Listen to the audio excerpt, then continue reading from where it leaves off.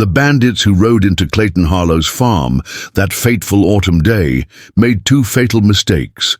The first was thinking a man with one leg posed no threat. The second was believing that a farmer's life was all Clayton Harlow had ever known. Before we jump back in, tell us where you're tuning in from. And if this story touches you, make sure you're subscribed, because tomorrow, I've saved something extra special for you. They couldn't have known about the 5 notches carved into the rifle's stock, each one representing a name that no longer appeared on wanted posters. They couldn't have known what the U.S. Marshal's office in 3 territories knew, that the most dangerous marksman west of the Mississippi wasn't some flashy gunslinger in a saloon, but a quiet farmer who grew the finest corn in Redemption Valley. Clayton Harlow woke before dawn, same as he had every day for the past 8 years. The phantom pain in his missing left leg greeted him like an unwelcome guest, familiar but never welcome. He massaged the stump below his knee, weathering the pain like he weathered all things, with stoic resignation. "Another day," he murmured. To no one, the farmhouse was silent, save for the distant lowing of cattle and the gentle creak of the windmill outside. 8 years alone had accustomed Clayton to the silence, though he'd never grown to enjoy it. He reached for the wooden prosthetic leg propped against his bedside table. The crude replacement was functional but ugly, a far cry from the fine artificial limbs wealthy war veterans could afford. Clayton had carved it himself from hickory, whittling away at the wood during long winter nights when the memories of gunfire and cannon fire kept him from sleep. Once the prosthetic was secured, he stood with practiced ease, took his cane from where it rested against the wall, and made his way to the kitchen. His movements were deliberate but fluid, bearing little resemblance to the awkward hobble most would expect from a one-legged man. Clayton filled the kettle and set it on the stove. Before moving to the window, his land spread out before him, 40 acres of rich soil that had saved him when nothing else could. Cornfields to the west, cattle pasture to the north, and to the east, the small creek that had been his salvation during the drought 3 summers ago. As he surveyed his domain, Clayton spotted something unusual in the distance, a plume of dust rising from the road that led to town. Visitors were rare at the Harlow farm, especially this early. Clayton's eyes narrowed.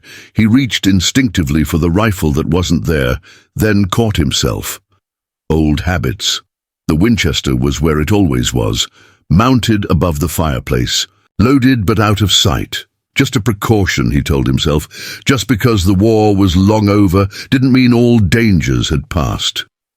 The kettle whistled, pulling Clayton back to his morning routine. He prepared his coffee, black and strong enough to stand a spoon in, just as he had in his former life.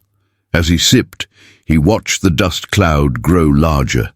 3 riders, moving at a steady pace, not rushing, which might have indicated urgency. Or trouble, but not downloading either. Clayton set down his cup and reached for his hat, an old cavalry hat with the insignia removed. He stepped onto his porch just as the riders came into clear view. None were familiar to him. 2 younger men flanked an older one, all dressed in the practical attire of men who lived in the saddle.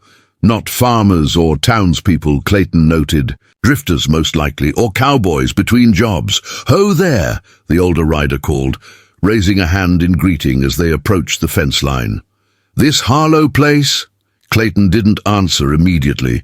Instead, he studied the men with the practiced eye of someone who had once assessed threats for a living. The older man wore a revolver low on his hip, comfortable with its weight. The younger men were similarly armed. Not unusual in these parts, but worth noting.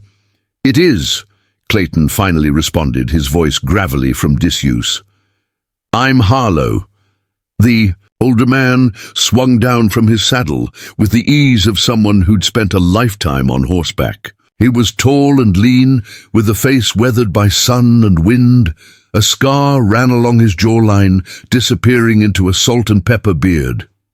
"Name's Silas Wade," he said, approaching the fence but not opening the gate. A small courtesy that Clayton appreciated. "These are my boys, Eli and Jeremiah." The younger men nodded but remained mounted, their eyes scanning the property with poorly disguised interest. "What brings you to my farm, Mr. Wade?" Clayton asked, leaning slightly on his cane. "Passing. Through to Montana," Wade explained. "Heard in town you might have work. We're handy with cattle and not afraid of farm labor." Clayton's face remained impassive, but his mind worked quickly. The spring cattle drive was still weeks away, and he had no pressing need for hired hands. Something about Wade's story didn't ring true, but Clayton had learned long ago that direct confrontation rarely yielded honest answers. "Not much work here at present," Clayton replied. "Spring roundup doesn't start for another month." Wade seemed to consider this, stroking his beard thoughtfully. "That's so.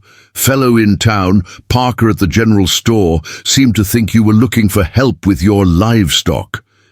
Clayton knew George Parker well. The shopkeeper was one of the few people in Redemption Valley that Clayton might call a friend, and Parker would never have sent strangers to his farm without warning. "Mr. Parker must have been mistaken," Clayton said evenly. "My cattle are doing just fine." The young man named Eli snickered, nudging his brother. "Didn't mention he was a gimp, did they?" Jeremiah grinned. "No wonder he needs help." "Can't exactly. Ride the range with a peg leg." Clayton's expression didn't change, but something in his eyes hardened. He'd heard such comments before, whispers in town when people thought he couldn't hear, children mimicking his gait when they thought he wasn't looking. Usually he let them slide off him like rain off oilcloth. Today, something about these strangers set his teeth on edge.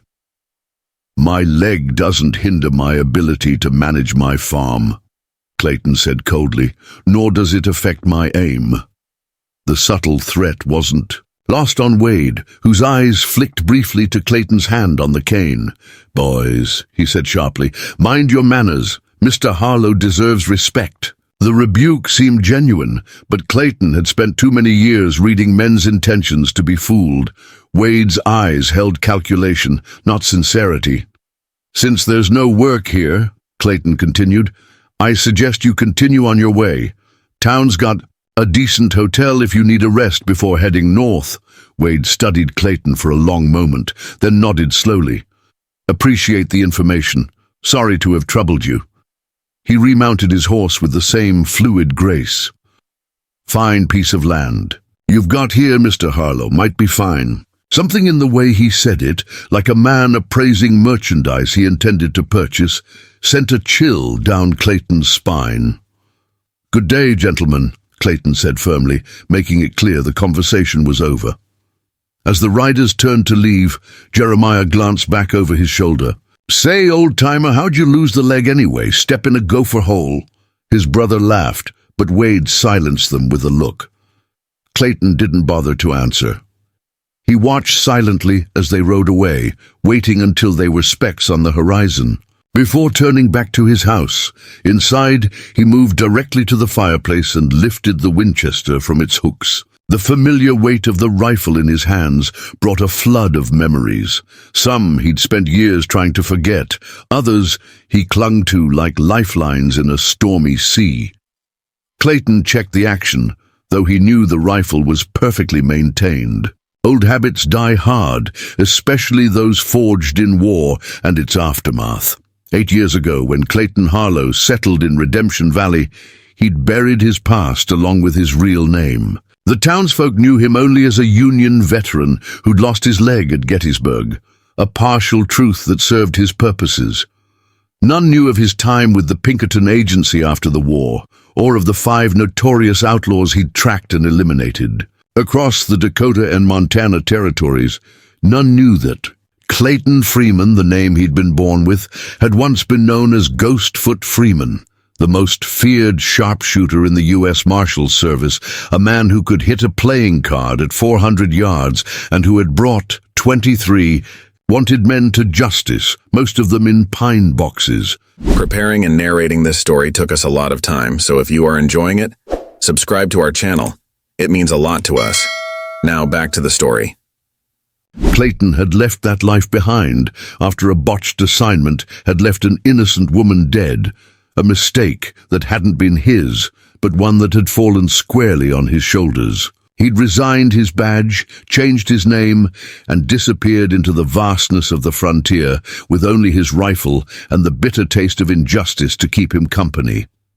For 8 years, Clayton Harlow had been nothing more than a farmer with a missing leg and a talent for growing corn. The rifle above the fireplace had been fired only at wolves threatening his livestock and deer for his dinner table. But as he watched the dust from the stranger's horses settle on the horizon, Clayton felt the stirrings of something he hadn't experienced in years, a sixth sense for trouble brewing. Those men hadn't come looking for work. They'd come to scout his property, to assess its value and its vulnerabilities. Clayton returned the rifle to its place above the fireplace, but the unease remained. He moved to a loose floorboard beneath his bed and pried it up, revealing a small iron box.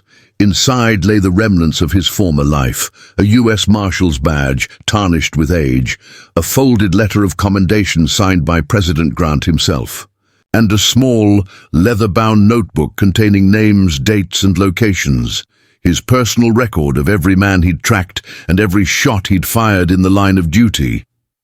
Clayton hadn't opened the box in years, but now he found himself leafing through the notebook, wondering if the name Silas Wade might appear among its pages. It didn't, but that meant little. Many outlaws change their names as often as they change their shirts. Replacing the box and the floorboard, Clayton decided that a trip to town was in order. If strangers were asking about him, he needed to know why.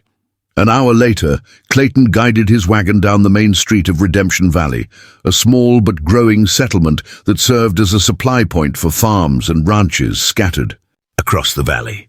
The town consisted of little more than a general store, a saloon, a small hotel, a blacksmith, and a handful of houses, but it met the needs of the area's sparse population. Clayton pulled up in front of Parker's general store, secured his team, and made his way inside. George Parker was arranging canned goods on a shelf, but turned at the sound of the bell above the door. "Clayton, wasn't expecting to see you until next week." Parker was a rotund man with perpetually rosy cheeks and a genuine smile, one of the few people Clayton had allowed to become something close to a friend. "Wasn't planning to come in," Clayton replied, removing his hat. "Had some visitors this morning. Said you sent them my way looking for work." Parker's bushy eyebrows drew together in confusion. "I did no such thing. Who were they?" "Man named Silas Wade and his 2 sons. Said they were heading to Montana." Parker shook his head emphatically. "Never heard of them, and I certainly didn't send anyone to your place. You know I wouldn't do that without checking with you first." Clayton nodded. He'd expected as much. "They were interested in my land. Too interested." "Land speculators, maybe?" Parker suggested. "Railroad's been buying up property all through the territory, though they usually send men in suits, not saddle." "Tramps, maybe," Clayton conceded, though he didn't believe it. Railroad men didn't carry revolvers like Wade and his sons, and they didn't look at a man's property with the hungry eyes of predators. The bell above the door jingled again, and both men turned to see Sheriff Matt Donovan enter. Donovan was new to the job, having taken over after old Sheriff Miller died of pneumonia last winter. Young and earnest, with a carefully groomed mustache that seemed at odds with his boyish face, Donovan was eager to prove himself worthy of the tin star pinned to his chest. "Morning, Mr. Parker, Mr. Harlow," he greeted them cheerfully. "Don't often see you in town, Clayton." Clayton nodded in acknowledgement. He and the new sheriff had little cause for interaction, which suited Clayton fine. The fewer dealings he had with lawmen, the better. "Sheriff," Parker said, "Clayton here had some suspicious visitors this morning. Claimed I sent them, which I didn't." Donovan's expression grew serious. "What sort of visitors?" Clayton described Wade and his sons, including their apparent interest in his property and the lie about Parker sending them. They didn't threaten you or anything, did they? Donovan asked, his hand unconsciously moving to rest on the butt of his revolver. No, Clayton replied, but they weren't what they claimed to be.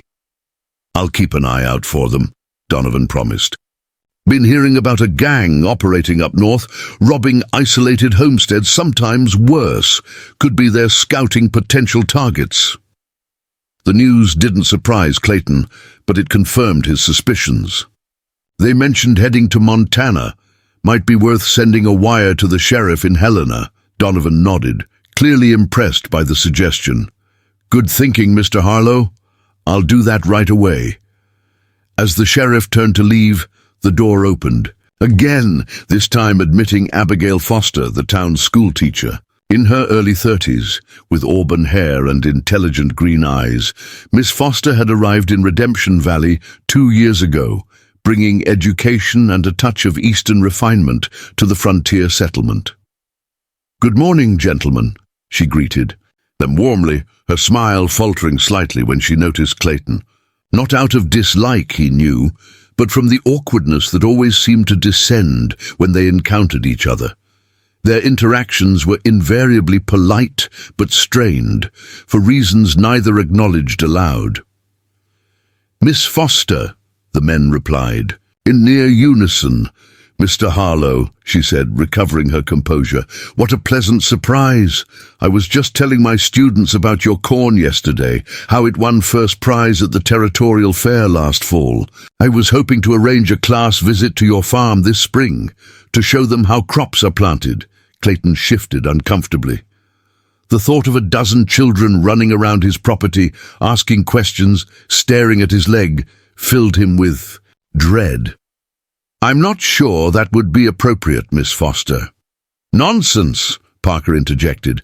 "Clayton's farm is the finest example of agricultural success in the valley. The children would learn a great deal." Abigail's eyes brightened with hope. "We wouldn't be a bother, Mr. Harlow, and the children need to understand where their food comes from. Most of them are from town families now, not farms." Clayton found himself trapped by the expectant gazes of both Parker and Miss Foster. "Sheriff." Donovan, seemingly amused by Clayton's discomfort, offered no rescue. "I'll consider it," Clayton finally conceded, knowing it was the only way to end the conversation. Abigail's smile was like sunshine breaking through clouds. "Wonderful. When you've had time to think it over, we can discuss the details." Clayton nodded, curtly replaced his hat, and made his excuses to leave. He'd accomplished what he came for, confirming that Wade and his sons were lying about their purpose, and now he needed to prepare for what might come next. As he climbed back into his wagon, Clayton felt eyes on him. Looking up, he spotted Jeremiah Wade lounging against the hitching post outside the saloon across the street, watching him with undisguised interest. Their eyes met briefly before Jeremiah tipped his hat in mock salute and disappeared into the saloon. Clayton's jaw tightened. The Wades hadn't moved on. They were still in Redemption Valley, and Clayton had no doubt their interest in his farm remained unchanged. Flicking the reins, Clayton turned his wagon toward home, his mind already formulating plans. If trouble was coming, as his instinct strongly suggested, he wouldn't be caught unprepared. Clayton Harlow might be just a one-legged farmer, but beneath that identity, Ghostfoot Freeman still lived, and he had never been one to wait passively for danger to find him. As the wagon rumbled out of town, Clayton made a mental inventory of weapons hidden around his property. The shotgun behind the kitchen door, the army Colt in the nightstand, the Derringer strapped beneath the wagon seat, and of course, the Winchester above the fireplace. For years, he'd maintained them out, of habit rather than necessity. Now it seemed that habit might save his life. What Clayton couldn't know as he drove away from town, with the afternoon sun warm on his back, was that the danger approaching was far greater than 3 dubious drifters. The storm gathering on, his horizon would force him to confront not only external threats, but the ghosts of his past, Ghosts he'd spent 8 years trying to outrun, only to find them waiting for him in the place he'd least expected.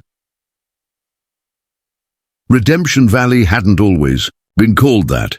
Originally, settlers had named it Prosperity Valley, drawn by promises of fertile soil and abundant water. But a decade of harsh winters, summer droughts, and Indian raids had winnowed the population down to only the most stubborn or desperate.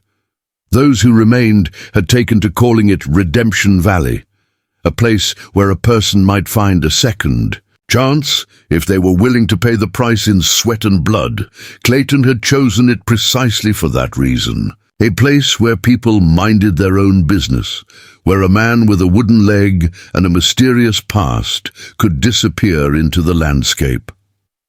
His farmhouse stood on a gentle rise, a strategic position that allowed him to see anyone approaching from any direction. An accident of geography to his neighbors, a calculated choice to the man who had once tracked killers across 3 territories. After returning from town, Clayton had spent the afternoon making preparations. He'd moved his most valuable livestock, 2 prize bulls and a pregnant mare, to the far pasture where they wouldn't be easily spotted. He'd shifted his meager savings from beneath the floorboards to a hollow space in the barn wall. And most importantly, he'd retrieved items from places that hadn't been disturbed in years. Now, as he sat at his kitchen table cleaning a Remington revolver by lamplight, Clayton took stock of his situation. Wade and his sons were still in town. They'd lied about their reasons for visiting his farm, and Clayton's instincts, the same instincts that had kept him alive during the war and his years as a marshal, were screaming danger. A knock at the door jolted him from his thoughts. In one fluid motion, Clayton covered the disassembled revolver with a cloth, took up his cane, and moved silently to the window. Peering through the curtain, he was surprised to see not Wade or his sons, but Sheriff Donovan. Clayton opened the door, keeping his body angled to conceal the table where his weapons lay. "Sheriff?" he greeted, his voice carefully neutral. "What brings you out this way after dark?" Donovan removed his hat, revealing hair damp with sweat despite the cool evening. "Evening, Mr. Harlow. Sorry to disturb you so late. May I come in?" Clayton hesitated, then stepped aside. "Of course." As Donovan entered, his eyes scanned the room with professional interest, lingering briefly on the cloth-covered table before returning to Clayton. "I sent that wire to Helena like you suggested," the sheriff began, declining Clayton's gesture toward a chair with a shake of his head. "Got a response this afternoon, thought you'd want to know right away." Clayton's interest sharpened. "What did they say?" "Helena Sheriff doesn't know any Silas Wade," Donovan said, "but he did send back something interesting. There's a gang operating in northern Wyoming and southern Montana, led by a man named Silas Creed, known to travel with his 2 grown sons." "Creed," Clayton repeated, the name stirring no recognition. "What's their method of operation?" Donovan's youthful face grew grim. "They target isolated homesteads, especially ones owned by people they perceive as vulnerable, widows, elderly folks, disabled veterans." He paused, his meaning clear. "They scout the property, sometimes posing as travelers or work seekers. Then they return at night, usually 3 or 4 days later." "And?" Clayton prompted, though he could guess what came next. "They're brutal. Mr. Harlow, they don't just rob, they—" Donovan trailed off, clearly uncomfortable. "There haven't been any survivors to identify them. The only reason we know their pattern is because one of them got drunk in a saloon in Cheyenne and bragged about their exploits. By the time the local law figured out who he was, the gang had moved on." Clayton absorbed this information with a calmness that seemed to unsettle the sheriff. "I appreciate you bringing this to my attention," Clayton said. "I'll be on my guard." Donovan shifted uncomfortably. "Mr. Harlow, with all due respect, if these are the same men, being on your guard won't be enough. They've hit at least 6 homesteads that we know of. They travel with more men than just the 3 you saw. I'd strongly advise you to stay in town until we can arrange for additional law enforcement from the county seat." Clayton almost smiled at the irony, the young sheriff offering protection to a man who had forgotten more about dealing with outlaws than Donovan would likely ever learn. "I appreciate your concern, Sheriff, but I'll be fine here." Donovan's frustration was evident. "Mr. Harlow, I understand your pride, but it's not pride," Clayton interrupted smoothly. "This is my home. I won't be driven from it by threats, real or perceived." "At least let me deputize some men to watch your property," Donovan persisted. Clayton shook his head. "That won't be necessary. If these men return, I'll handle the situation." Donovan stared at him incredulously. "No offense, sir, but how exactly do you plan to handle a gang of killers? He stopped abruptly, but the unspoken word hung in the air between them, crippled. For the first time, a hint of Clayton's former self slipped through his carefully maintained facade. His eyes hardened, and when he spoke, his voice carried an authority that made Donovan straighten instinctively. "I wasn't always a farmer, Sheriff, and this leg," he tapped his wooden prosthetic with his cane, "doesn't define what I'm capable of." An uncomfortable silence stretched between them until Donovan finally nodded. "Very well, Mr. Harlow, but I'll be patrolling this area more frequently for the next few days, and I'd appreciate it if you'd fire 3 shots in quick succession. If you see anything suspicious, that's the standard distress signal in these parts." "I'm familiar with it," Clayton said dryly. He'd helped establish that very protocol in territories across the West during his time with the Marshal Service. After the sheriff departed, Clayton returned to cleaning his weapons with methodical precision. Despite his outward calm, his mind was racing.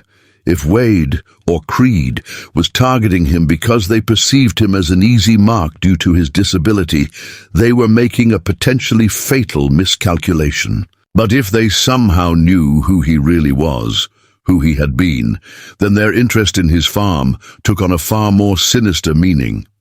Either way, Clayton had no intention of becoming their next victim. The following morning, it dawned clear and cold. Clayton rose before first light, as was his habit, and went about his chores with heightened vigilance. He kept the Remington holstered beneath his coat and the Winchester rifle slung over his shoulder as he fed livestock and checked fences. By mid-morning, with no sign of trouble, Clayton had begun to wonder if perhaps Sheriff Donovan's warning had been premature. He was mucking out the horse stall when the sound of an approaching wagon drew his attention.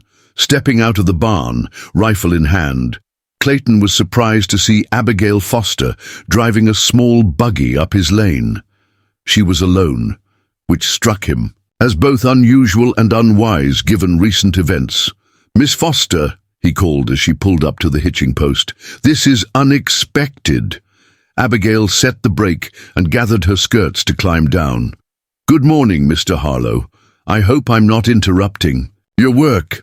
"Not at all," Clayton replied, propping his rifle against the barn door before moving to help her down from the buggy. She accepted his hand with a smile that made him acutely aware of the calluses on his palm.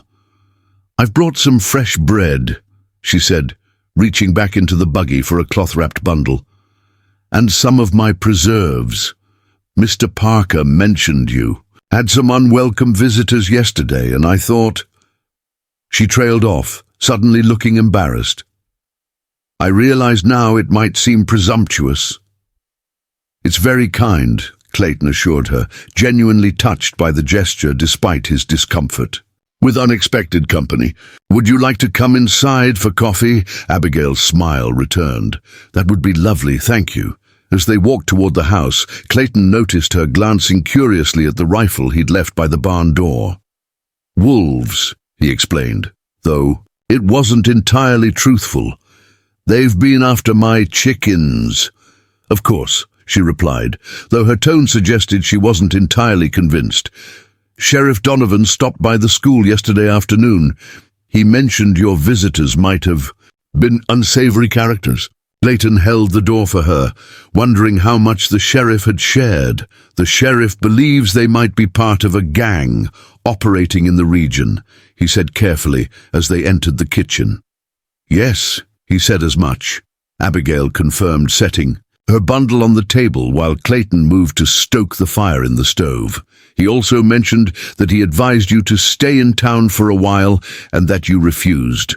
There was a question in her statement, one Clayton chose to ignore as he prepared. "The coffee pot. The bread smells wonderful," he said instead. "Did you bake it yourself?" Abigail allowed the deflection with a small nod. "Yes, this morning. It's still warm." She unwrapped the bundle, revealing a golden-brown loaf and a small jar of what appeared to be strawberry preserves.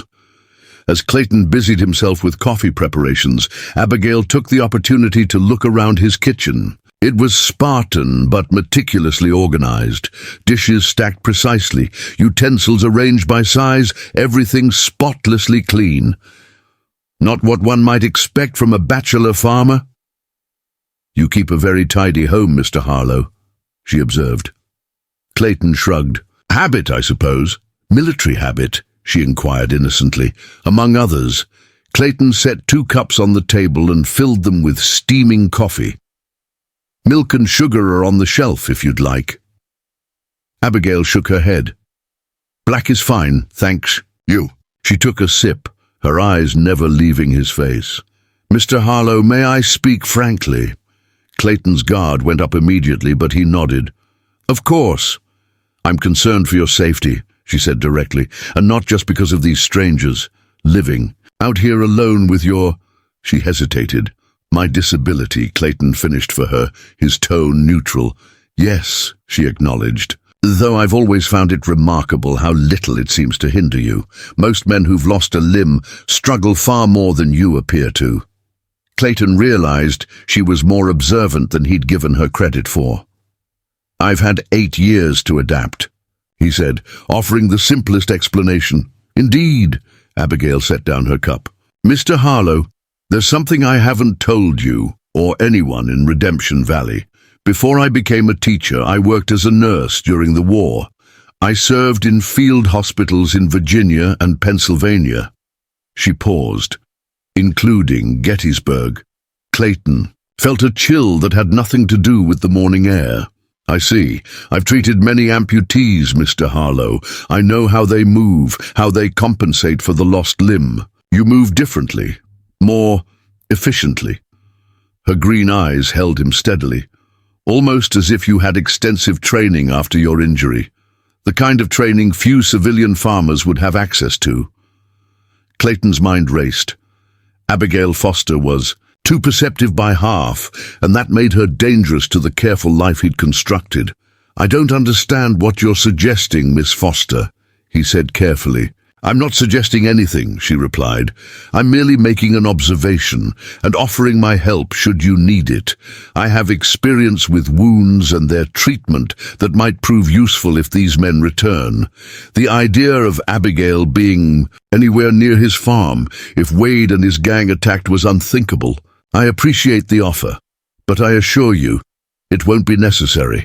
Before Abigail could respond, the sound of approaching horses reached them. Clayton rose immediately, moving to the window with a speed and grace that belied his supposed disability. 3 riders were approaching, not Wade and his sons, but unfamiliar men. Their posture and the way they scanned the property as they rode suggested they weren't casual visitors. "Stay here," Clayton instructed Abigail, his voice dropping to a tone she hadn't heard from him before. Low, authoritative, brooking no argument. He retrieved the Winchester from where he'd left it propped near the door and stepped onto the porch, positioning himself so that the rifle was partially concealed by his body but ready to be brought to bear if needed. The riders pulled up several yards from the house, maintaining a respectful distance. The man in the center, a hard-looking individual, with a carefully groomed mustache and expensive clothes that seemed at odds with his rough companions, touched the brim of his hat. "Morning," he called. "This Harlow place?" "It is," Clayton replied evenly. "And you are?" "Name's Sullivan. James Sullivan." I represent certain interests that are looking to acquire property in this valley. Railroads coming through, as I'm sure you've heard. Land values are about to increase significantly. Clayton had indeed heard the rumors of a spur line being built to connect Redemption Valley to the main railroad 30 miles south. Whether they were true or merely wishful thinking on the part of town boosters remained to be seen. "My farm isn't for sale, Mr. Sullivan," Clayton stated firmly. Sullivan's smile didn't reach his eyes. "Everyone has a price, Mr. Harlow. My employers are prepared to be quite generous. Nevertheless, I'm not interested." Sullivan studied him for a moment, then shrugged. "Well, no need to decide immediately. I'll be in town for the next week or so. Perhaps you'll reconsider." He reached into his coat and withdrew an envelope. "Our initial offer. Take some time to look it over." He extended the envelope, requiring Clayton to step forward to accept it.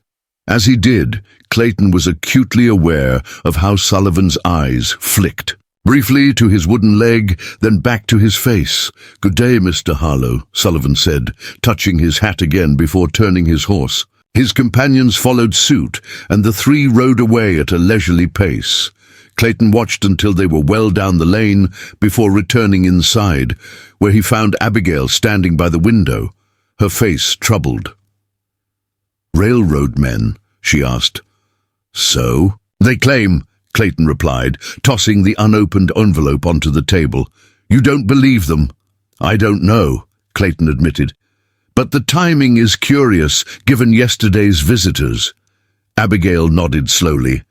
"Mr. Parker says half the merchants in town have received purchase offers for their properties in the past month. Some are quite generous, and most have refused, from what I understand. Redemption Valley may not be much, but it's home to those who've stuck it out this long." She hesitated. "There are rumors, though, that those who've refused have subsequently experienced misfortunes, a mysterious fire at Jenkins' livery stable, vandalism at the Wilsons' orchard." Clayton's eyes narrowed. "You think these railroad representatives might be behind it?" "I don't know," Abigail echoed his earlier words. "But as you said, the timing is curious.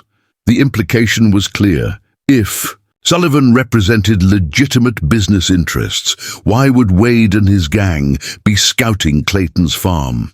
Unless they were working together, using intimidation to force sales that couldn't be achieved through fair negotiation, it was a tactic Clayton had seen before, during his time with the Pinkertons. Railroad companies were not above using underhanded methods to secure rights of way they wanted, especially when dealing with stubborn landowners who refused to sell. "Miss Foster," Clayton said after a moment's consideration, "I think it would be best if you returned to town now, and I'd advise you to be cautious in your dealings with any strangers passing through." Abigail gathered her shawl. "You believe there's a connection between these men and your visitors yesterday?" It wasn't a question, but Clayton answered anyway. "I believe it's a possibility worth considering." As he helped her back into her buggy, Abigail turned to face him, her expression serious. "Mr. Harlow, Clayton, please be careful. Whatever your past may be, your present is here, with people who—" She faltered briefly. "With people who would be greatly distressed if anything happened to you." The sincerity in her voice caught Clayton off guard. For years, he'd kept everyone in Redemption Valley at arm's length, convinced that attachments were a luxury he could no longer afford. Yet here was this woman, offering what appeared to be genuine concern for his welfare. "I'll be careful," he promised, surprised to find he meant it. After Abigail departed, Clayton returned to the house and opened Sullivan's envelope. The offer inside was indeed generous, far more than the farm was worth by any reasonable assessment. It was the kind of offer that suggested Sullivan's employers wanted the land badly enough to pay a premium, or it was bait, designed to be waved in front of the townsfolk to show how unreasonable Clayton was being when violence eventually followed his refusal. Clayton refolded the paper and placed it in his pocket. Whatever game was being played, he was now certain it involved both Wade and Sullivan, though the exact nature of their connection remained unclear. What was clear was that Clayton's peaceful existence in Redemption Valley was about to come to an end. The only question was whether he would be able to resolve the situation as Clayton Harlow, the one-legged farmer, or if Ghostfoot Freeman would need to make an appearance after 8 years of retirement. As the day wore on, Clayton continued his chores with heightened awareness, mapping out lines of sight and potential defensive positions around his property. If Wade and his gang were planning an attack, they would likely wait until nightfall, using darkness to their advantage. Clayton, however, had spent years developing the ability to shoot accurately in low light, a skill that had served him well. During his time as a marshal, by sunset, Clayton had prepared as thoroughly as possible. Extra ammunition was strategically placed throughout the house and barn. Tripwires attached to tin cans created a crude alarm system around the perimeter. His most valuable possessions were buried in the root cellar. As darkness fell, Clayton took up position in the hayloft of his barn, which offered clear sightlines to all approaches to the farm.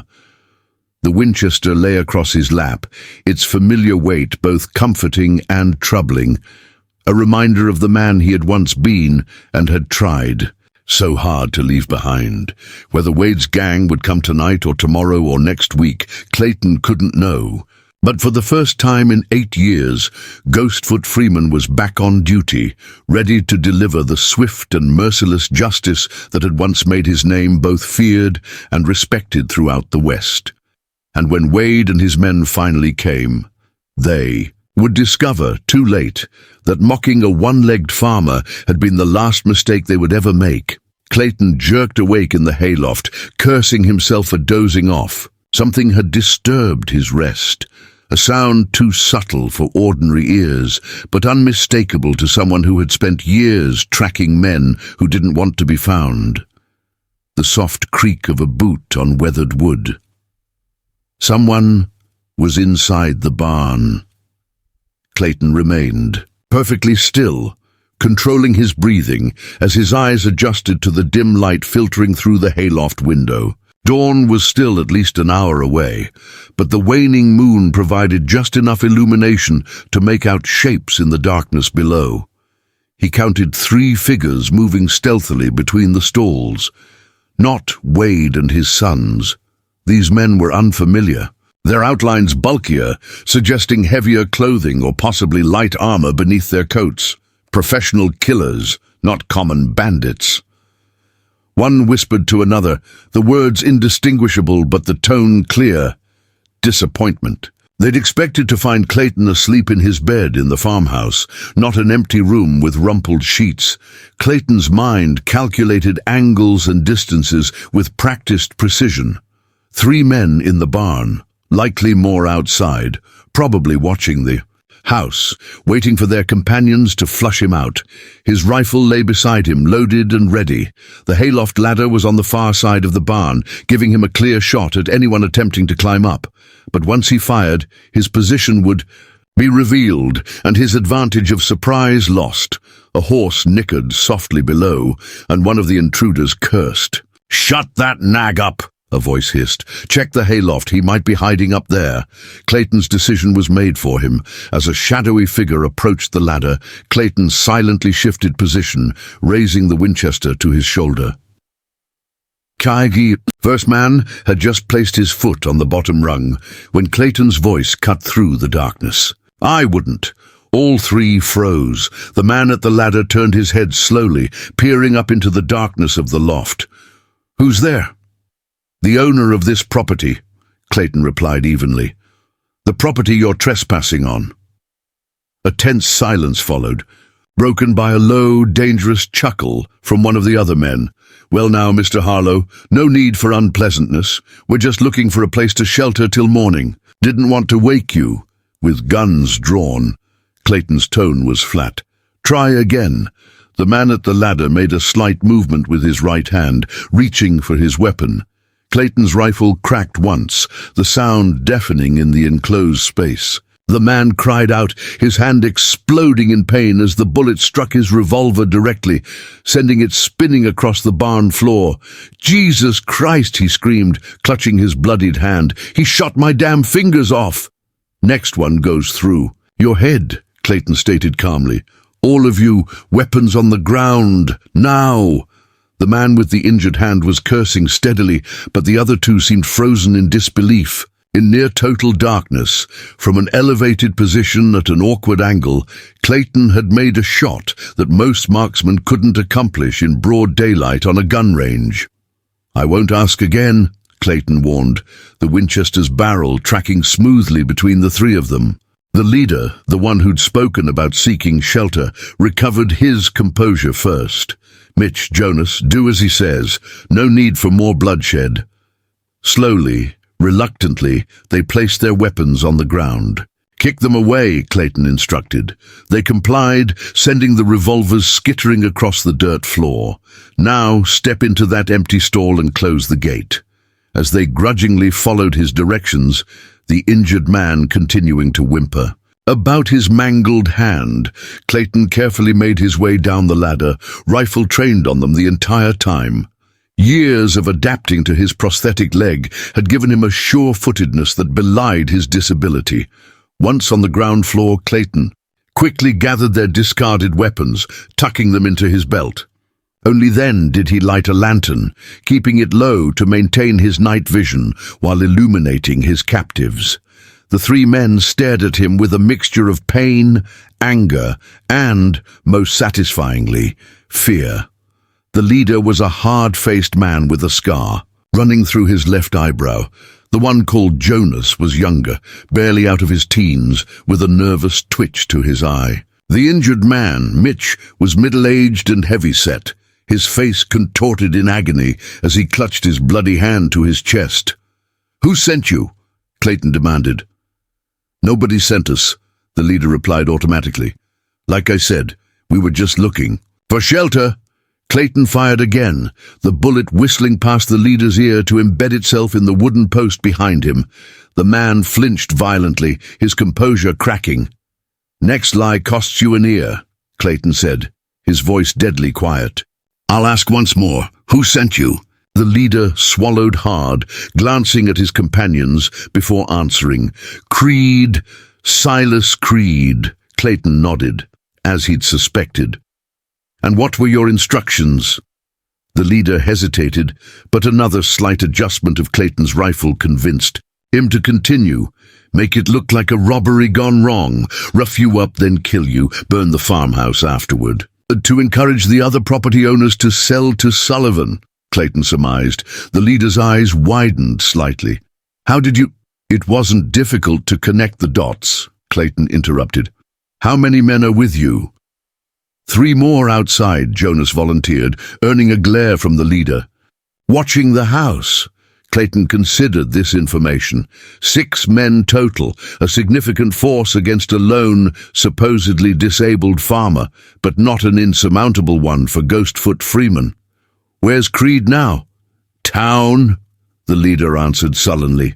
With Sullivan. That confirmed the connection between the two. Clayton's mind raced through the implications. If Creed and Sullivan were working together to force land sales, they wouldn't stop with his farm. The entire valley was at risk.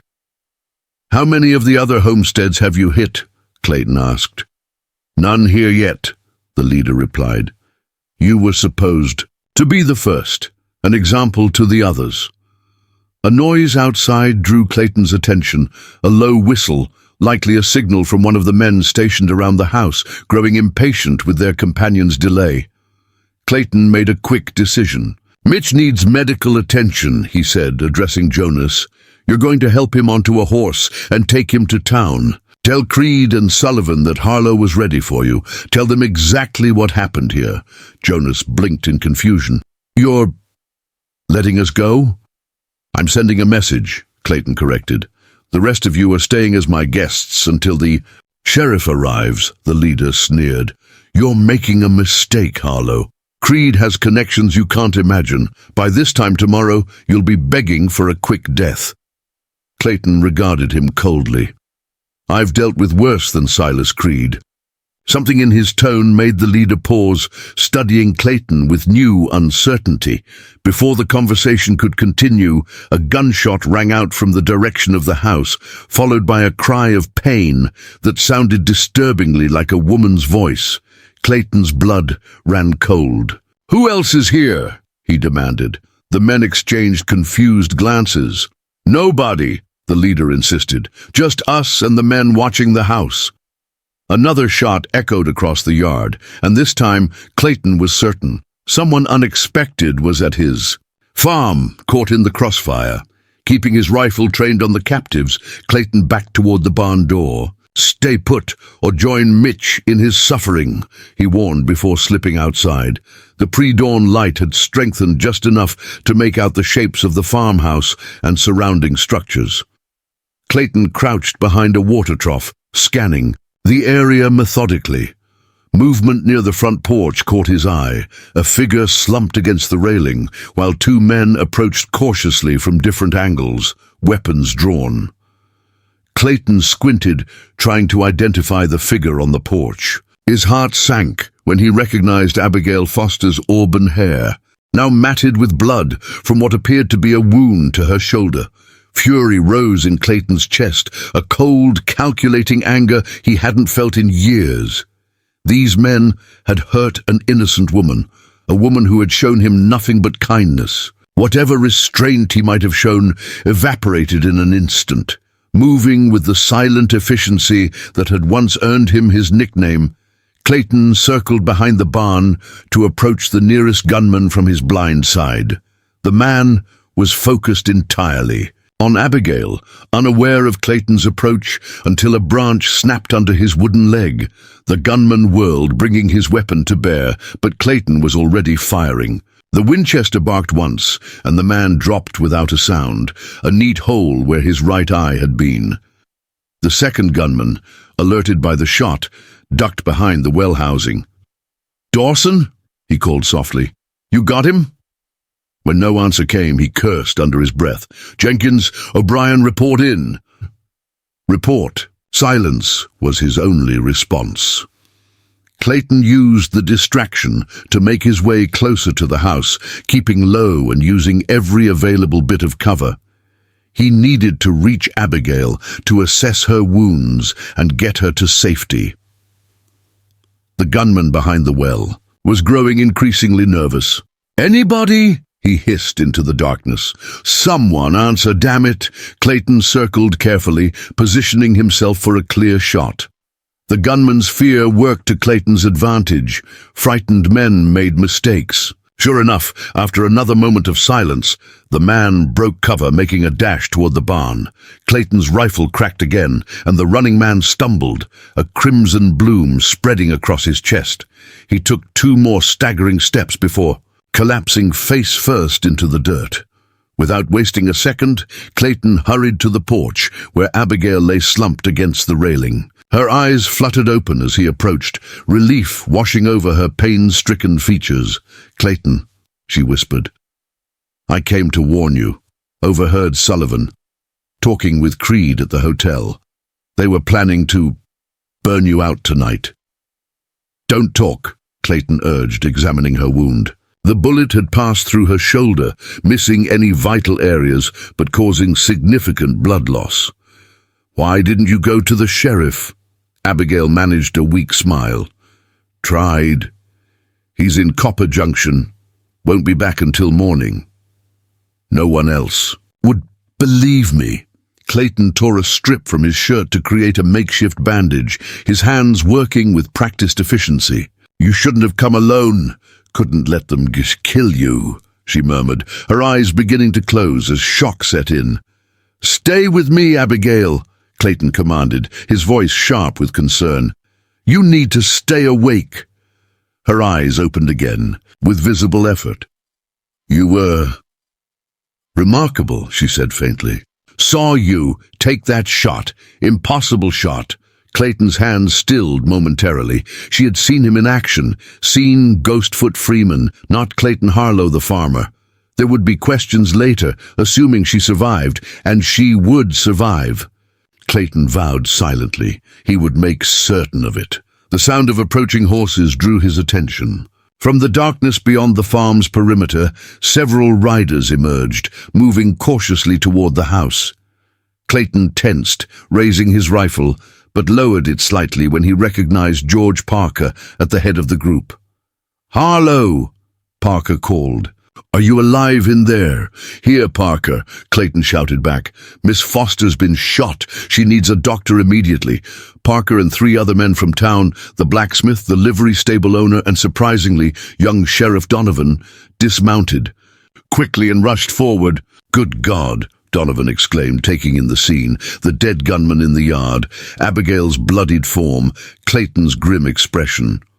"What happened here?" "Creed's men," Clayton explained tersely. 3 more in the barn. One's injured, the other, 2 are contained. Donovan stared at him in disbelief. "You captured them? Alone?" "No time for that now," Clayton cut him off. "Miss Foster needs medical attention, and we need to get to town before Creed realizes his men have failed." The sheriff seemed to gather himself. "Of course, Harper," he addressed the blacksmith. "You and Miller take Miss Foster to Doc Wilson. Parker, help me secure the men in the barn." As the blacksmith gently lifted Abigail, she reached out to grasp Clayton's hand. "Be careful," she whispered. "They'll come in force now." Clayton squeezed her hand reassuringly before letting go. "Get her to safety," he instructed Harper. "Tell the doctor I'll cover his fee." Once Abigail was safely on her way to town with her escorts, Clayton led Donovan and Parker to the barn, where his 3 captives awaited. The injured man, Mitch, had grown pale from blood loss, while the other 2 glared at Clayton with undisguised hatred. "These men," Clayton explained too, the sheriff, were sent by Silas Creed on behalf of James Sullivan. Their mission was to kill me and burn my farm, to encourage other property owners to sell their land to the railroad interests Sullivan represents.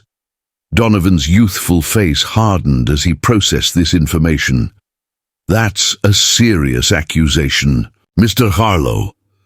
"Ask them yourself," Clayton suggested, gesturing to the captives. To Clayton's surprise, the leader broke immediately under Donovan's questioning, confirming everything Clayton had said and more, details of previous operations in other towns, Sullivan's connections to Eastern banking interests, Creed's network of hired guns throughout the territory. "They'll kill us for talking," the man finished darkly. "Creed doesn't tolerate failure or betrayal." "You'll be safely locked up in the county jail by nightfall," Donovan assured him, though Clayton noted the slight tremor in the young sheriff's voice. Donovan was out of his depth, and he knew it. As they secured the prisoners for transport back to town, Parker pulled Clayton aside. "That was some shooting, Harlow," he said quietly. "Dawson out there has a hole where his eye used to be. A shot made in near darkness at 60 yards? Clayton met his gaze steadily. "I got lucky." Parker's expression made it clear he wasn't buying it. "Maybe.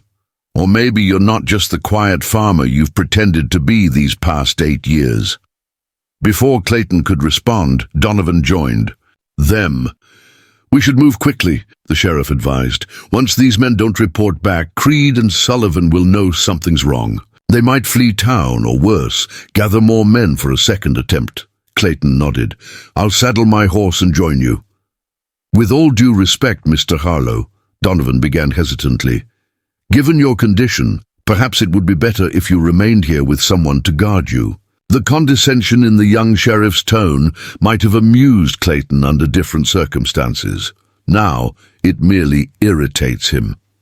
"Sheriff," he said evenly, "I just neutralized 6 armed men sent to kill me, while you were apparently enjoying an unauthorized trip to Copper Junction. I think I've demonstrated my ability to handle myself." Donovan flushed with embarrassment as Parker suppressed a smile. "Of course," the sheriff conceded. "We'll wait for you." As Clayton moved to retrieve his saddle from the tack room, his mind was already shifting from defense to offense. Creed and Sullivan had brought the fight to his doorstep, endangered an innocent woman, and threatened the community he'd grudgingly come to call home. It was time for Ghostfoot Freeman to emerge from retirement and end this threat permanently. The rising sun cast long shadows as Clayton mounted his horse, a sturdy, buckskin gelding that had been his faithful companion for 6 years. The animal knew his master's peculiarities and had been trained to compensate for Clayton's missing leg, standing rock-steady during mounting and responding to subtle shifts in weight rather than traditional leg cues. Donovan, Parker, and the livery owner Barnes had already secured the prisoners on horses, with Mitch slumped forward in his saddle, barely conscious. The leader and Jonas were bound hand and foot, with their horses' reins tied to those of their escorts. "Ready, Mr. Harlow?" Donovan asked, still slightly formal after their earlier exchange. Clayton nodded, settling his Winchester across his saddle. "Let's finish this." As they rode toward town, the sun climbing higher in the sky, Clayton felt a strange sense of inevitability. For 8 years, he had hidden from his past, buried his true identity beneath the simple life of a homesteader. Now, circumstances had conspired to resurrect Ghostfoot Freeman, whether Clayton wanted it or not. But as the group created the final hill overlooking Redemption Valley, Clayton realized something unexpected. He didn't regret the turn of events. The quiet life he'd built had been peaceful but hollow, devoid of the purpose that had once driven him. Now, with innocent lives at stake and justice to be served, he felt more alive than he had in years. Ghostfoot Freeman was back, and Silas Creed was about to discover what happened to men who threatened what Freeman protected. The town of Redemption Valley came alive with whispers as Clayton Harlow rode in alongside Sheriff Donovan. Word of the nights. Events had already spread like wildfire, growing more fantastic with each retelling. By the time Clayton dismounted in front of the sheriff's office, he'd supposedly killed a dozen men with a single bullet and captured Silas Creed himself. The truth was less spectacular, but far more troubling. Creed was still at large, likely aware by now that his men had failed, and somewhere in town, James Sullivan was continuing his campaign to buy up land through intimidation and violence. A crowd had gathered to watch Sheriff Donovan and his makeshift posse escort their prisoners into the jailhouse. Clayton noticed the mixture of expressions directed his way: curiosity, disbelief, and in some cases newfound respect. He ignored them all, his focus on more pressing matters. "Any sign of Creed or Sullivan?" he asked Parker as they secured their horses. Parker shook his head. "Not yet, but the town's small. We'll find them." Clayton nodded, his eyes scanning the main street methodically. "I'm going to check on Miss Foster. Doc Wilson's office is—" "I know where it is," Clayton interrupted, already moving with purpose toward the small clapboard building that served as the town's medical facility. The doctor's waiting room was empty, save for Harper, the blacksmith, who sat dozing in a chair that seemed too small for his massive frame. He startled awake as Clayton entered. "Harlow," he acknowledged with a nod. "Doc's still working on her, said the bullet went clean through, missing anything vital. She lost a fair amount of blood, but he thinks she'll pull through." Relief washed over Clayton, though his expression remained stoic. "Good. Anyone been asking about her?" Harper's brow furrowed. "Now that you mention it, yeah. Fancy-dressed fella came by about 20 minutes ago, asking who'd been hurt and how. Doc told him to mind his own business." Sullivan, Clayton surmised. "What did he look like?" "Tall, well-groomed mustache, expensive coat. Had a scar on his chin." Harper studied Clayton curiously. "You know him?" "We've met," Clayton replied tersely. "Where did he go after leaving here?" "Headed toward the hotel, I think." Clayton turned to leave, but Harper's voice stopped him. "Harlow, what happened out there?" How'd you take down 6 armed men by yourself? Looking back at the blacksmith, Clayton saw not just curiosity, but genuine bewilderment. It was a question he'd be facing repeatedly in the coming days. I got lucky, he answered simply, and left before Harper could press further. Outside, Clayton paused to consider his next move. Sullivan was likely at the hotel, possibly meeting with Creed to plan their response to the failed attack. The smart play would be to inform Donovan and let the sheriff handle the situation officially, but Donovan was young and inexperienced, in over his head with hardened killers like Creed. And officially arresting Sullivan would be complicated without concrete evidence linking him to the attack, evidence that currently existed only in the testimony of men who might not live long enough to provide it in court. No, this required a different approach, one that Ghostfoot Freeman was intimately familiar with. Clayton was about to head toward the hotel when a weathered voice called out from the alley beside the doctor's office. That was some fine shooting, Freeman. Haven't lost your touch after all these years. Clayton froze, his hand instinctively moving toward the Remington at his hip. He turned slowly to face the shadowed alley, eyes narrowing as a figure emerged into the sunlight. The man was elderly, but still stood straight, with the unmistakable bearing of someone who had spent a lifetime in authority.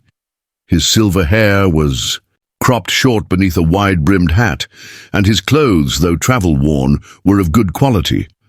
Most tellingly, he wore a badge on his vest, not a local sheriff's star, but the shield of a United States Marshal.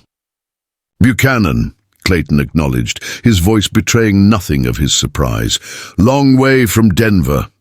Marshal Thomas Buchanan smiled thinly. Not as far as you've come, Ghostfoot. 8 years is a long time to play farmer. Clayton glanced around. To ensure no one was within earshot. What are you doing here, Tom? Same as always, hunting bad men. Buchanan gestured toward an empty bench outside the barber shop. Got time for an old colleague? Clayton hesitated, then nodded. As they settled on the bench, he noted that despite his age, Buchanan had to be pushing 70. The marshal still moved with the fluid grace of a man accustomed to violence. How long have you known where I was? Clayton asked quietly. Buchanan shrugged. About 3 years. Came through on the trail of the Haywood gang. Recognized you buying supplies at Parker's store. You didn't see me, I made sure of that. And you didn't make contact then. Figured you had your reasons for disappearing. Wasn't my place to drag you back into life. Buchanan's weathered face grew serious. But this situation with Creed and Sullivan changes things. Clayton studied his former mentor carefully. You're not here by coincidence. No, Buchanan admitted. I've been tracking Creed for 8 months. He's wanted for multiple murders across 3 territories. Always the same pattern, working with land speculators to force sales through intimidation and violence. Sullivan's his current partner, Clayton surmised. Buchanan nodded. Sullivan represents the Northern Pacific Railroad, unofficially of course. The railroad wants to build a spur line through this valley, but they need the land rights. Most of the legitimate offers have been refused. So Sullivan brought in Creed to apply more persuasive methods. Why not just arrest them? Lack of evidence. Creed's careful. He keeps his distance from the actual killings, and Sullivan's railroad connections give him a veneer of legitimacy. The few witnesses who might have testified have had unfortunate accidents before reaching a courtroom. Buchanan gave Clayton a meaningful look.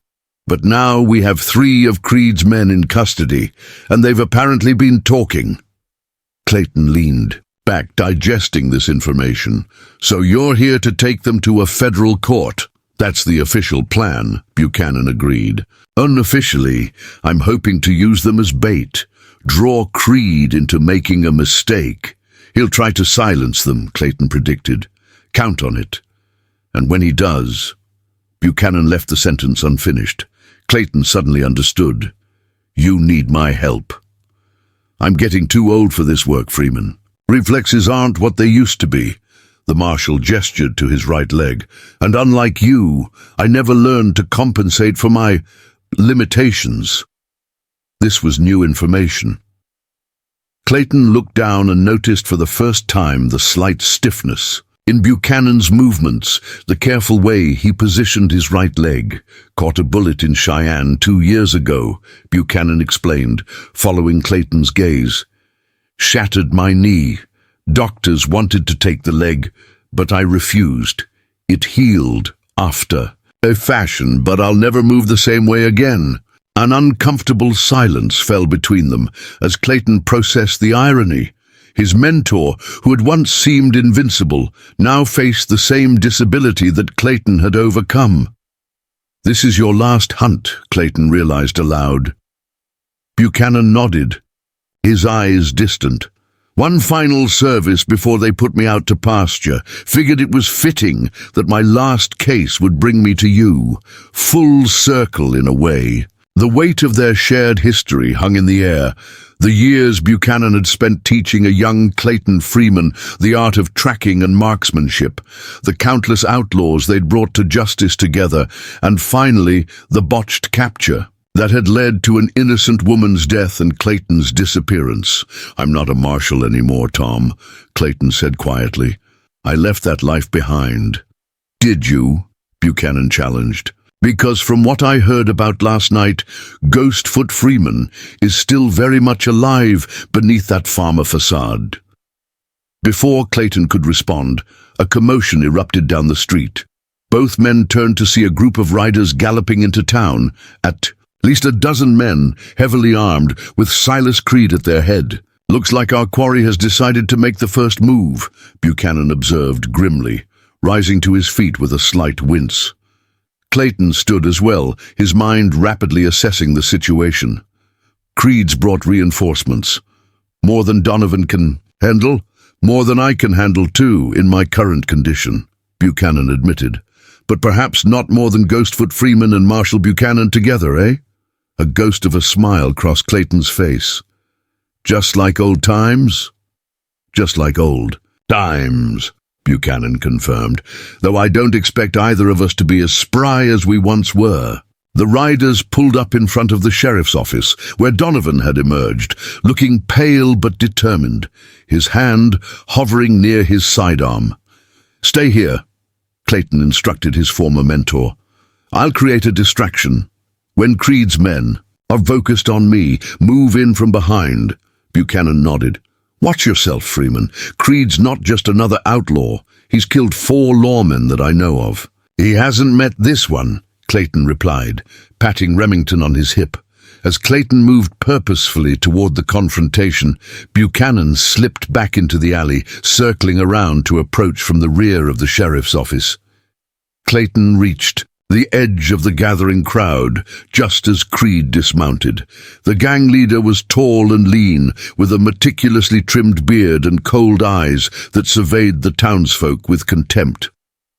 Unlike his rough companions, Creed was dressed like a gentleman, in a tailored suit and polished boots that seemed at odds with the pistols holstered at his hips. "Sheriff Donovan," Creed called, his voice carrying easily across the suddenly quiet street. "I understand you're holding some associates of mine."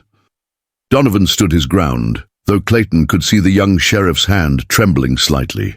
"They're under arrest for attempted murder, Mr. Creed. They'll be transported to the county seat for trial." Creed's smile never reached his eyes. "I think there's been a misunderstanding. My men were merely defending themselves against an attack by the crippled farmer." He gestured toward the gathered townsfolk. "Where is Harlow, by the way? I'd like to hear his version of events."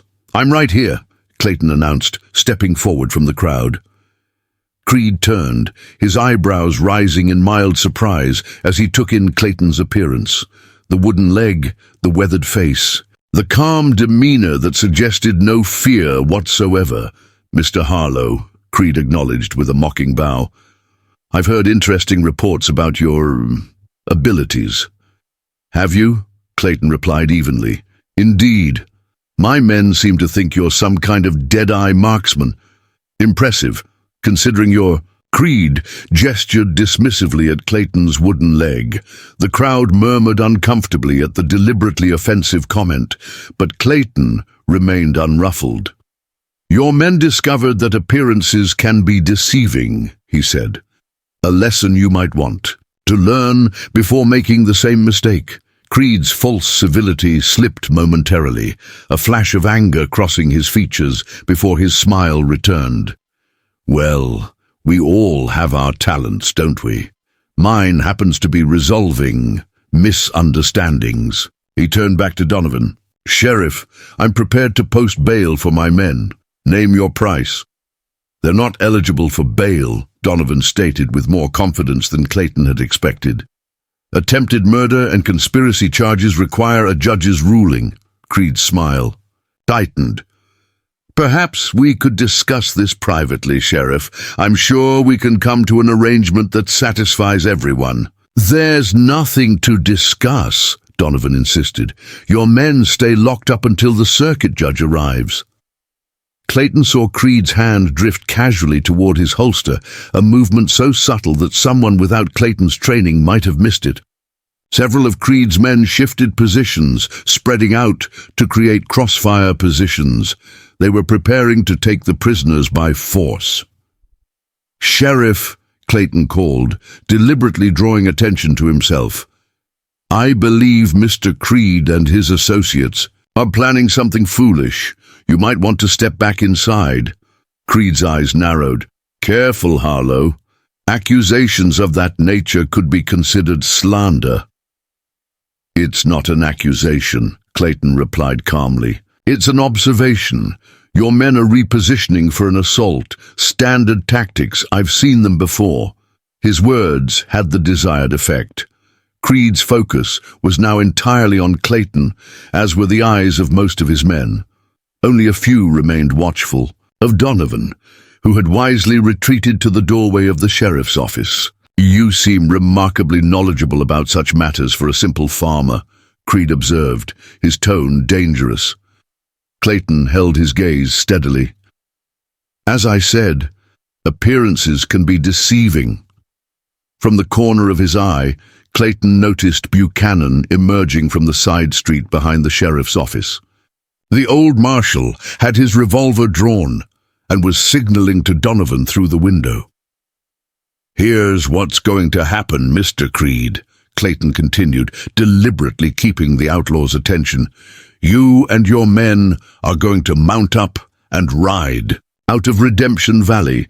You're going to leave Sullivan to face the consequences of your joint enterprise alone, and you're never going to return to this territory."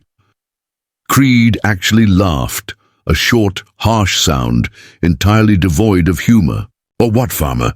You'll shoot us all with that antique Remington. There are 13 of us, and one of you."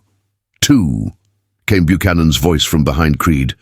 "United States Marshal Thomas Buchanan. You're under arrest, Creed."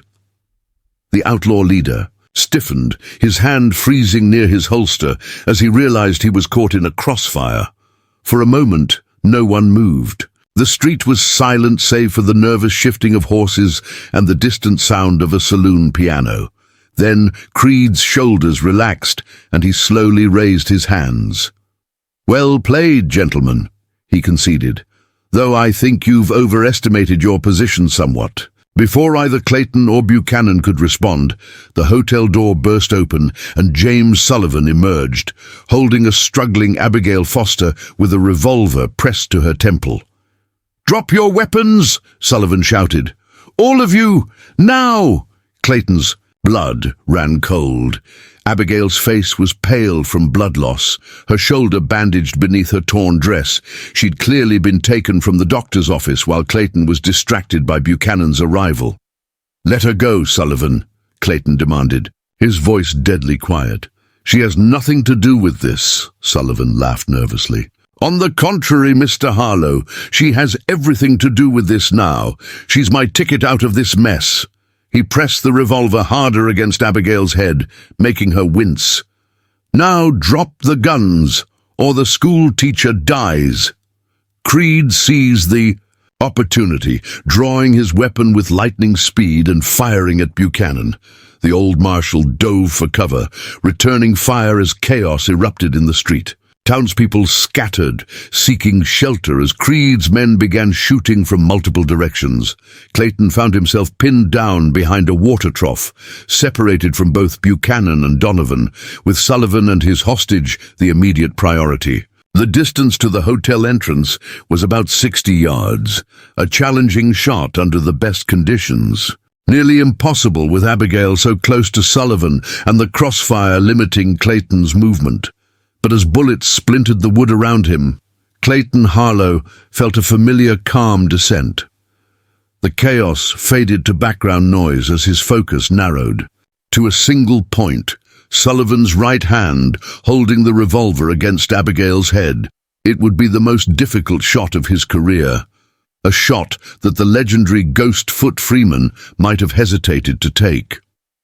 But as Clayton raised his Remington and sighted along the barrel, he knew with absolute certainty that he could make it, because this wasn't just about justice anymore.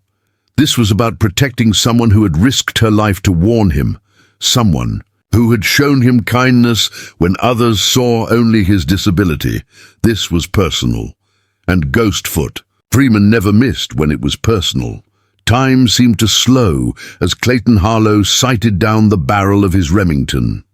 60 yards away, James Sullivan held Abigail Foster as a human shield, his revolver pressed against her temple. Between them, Creed's men exchanged fire with Buchanan and Sheriff Donovan, bullets splintering wood and shattering windows. One shot, one impossible shot, the kind that had made Ghostfoot Freeman a legend, and that Clayton Harlow, the one-legged farmer, had no business attempting. Clayton's finger tightened on the trigger, his breathing slowing to an almost imperceptible rhythm. He could see Sullivan's finger tensing, preparing to fire. It was now or never. Remington bucked in his hand. Across the street, Sullivan's revolver exploded into fragments of metal and wood, the bullet striking the weapon's cylinder with surgical precision. Sullivan screamed in pain as shrapnel tore into his hand, and Abigail, seizing the moment, drove her elbow into his ribs and broke free. "Get down!" Clayton shouted to her as he rose from behind the water trough, firing again and again with devastating accuracy. 2 of Creed's men fell before they even registered the new threat. A third turned to aim at Clayton but was too slow. A bullet caught him in the shoulder, spinning him around and dropping him to the dirt. Buchanan, recognizing his former protégé's handiwork, emerged from cover with renewed confidence, his own revolver barking twice to fell another outlaw. Sheriff Donovan, emboldened by the sudden shift in momentum, stepped out from the doorway of his office and ordered the remaining bandits to drop their weapons. But Silas Creed was not so easily defeated. As his men hesitated, caught between surrender and continued resistance, Creed seized his opportunity. With a sharp whistle to his lieutenant, a hulking brute named Jackson, Creed made a dash for his horse while Jackson provided covering fire. Clayton tracked Creed's movement, but before he could get a clear shot, Jackson's bullets splintered the wood beside his head, forcing him to duck. By the time Clayton recovered, Creed had mounted and was galloping down the main street, 4 of his surviving men following close behind.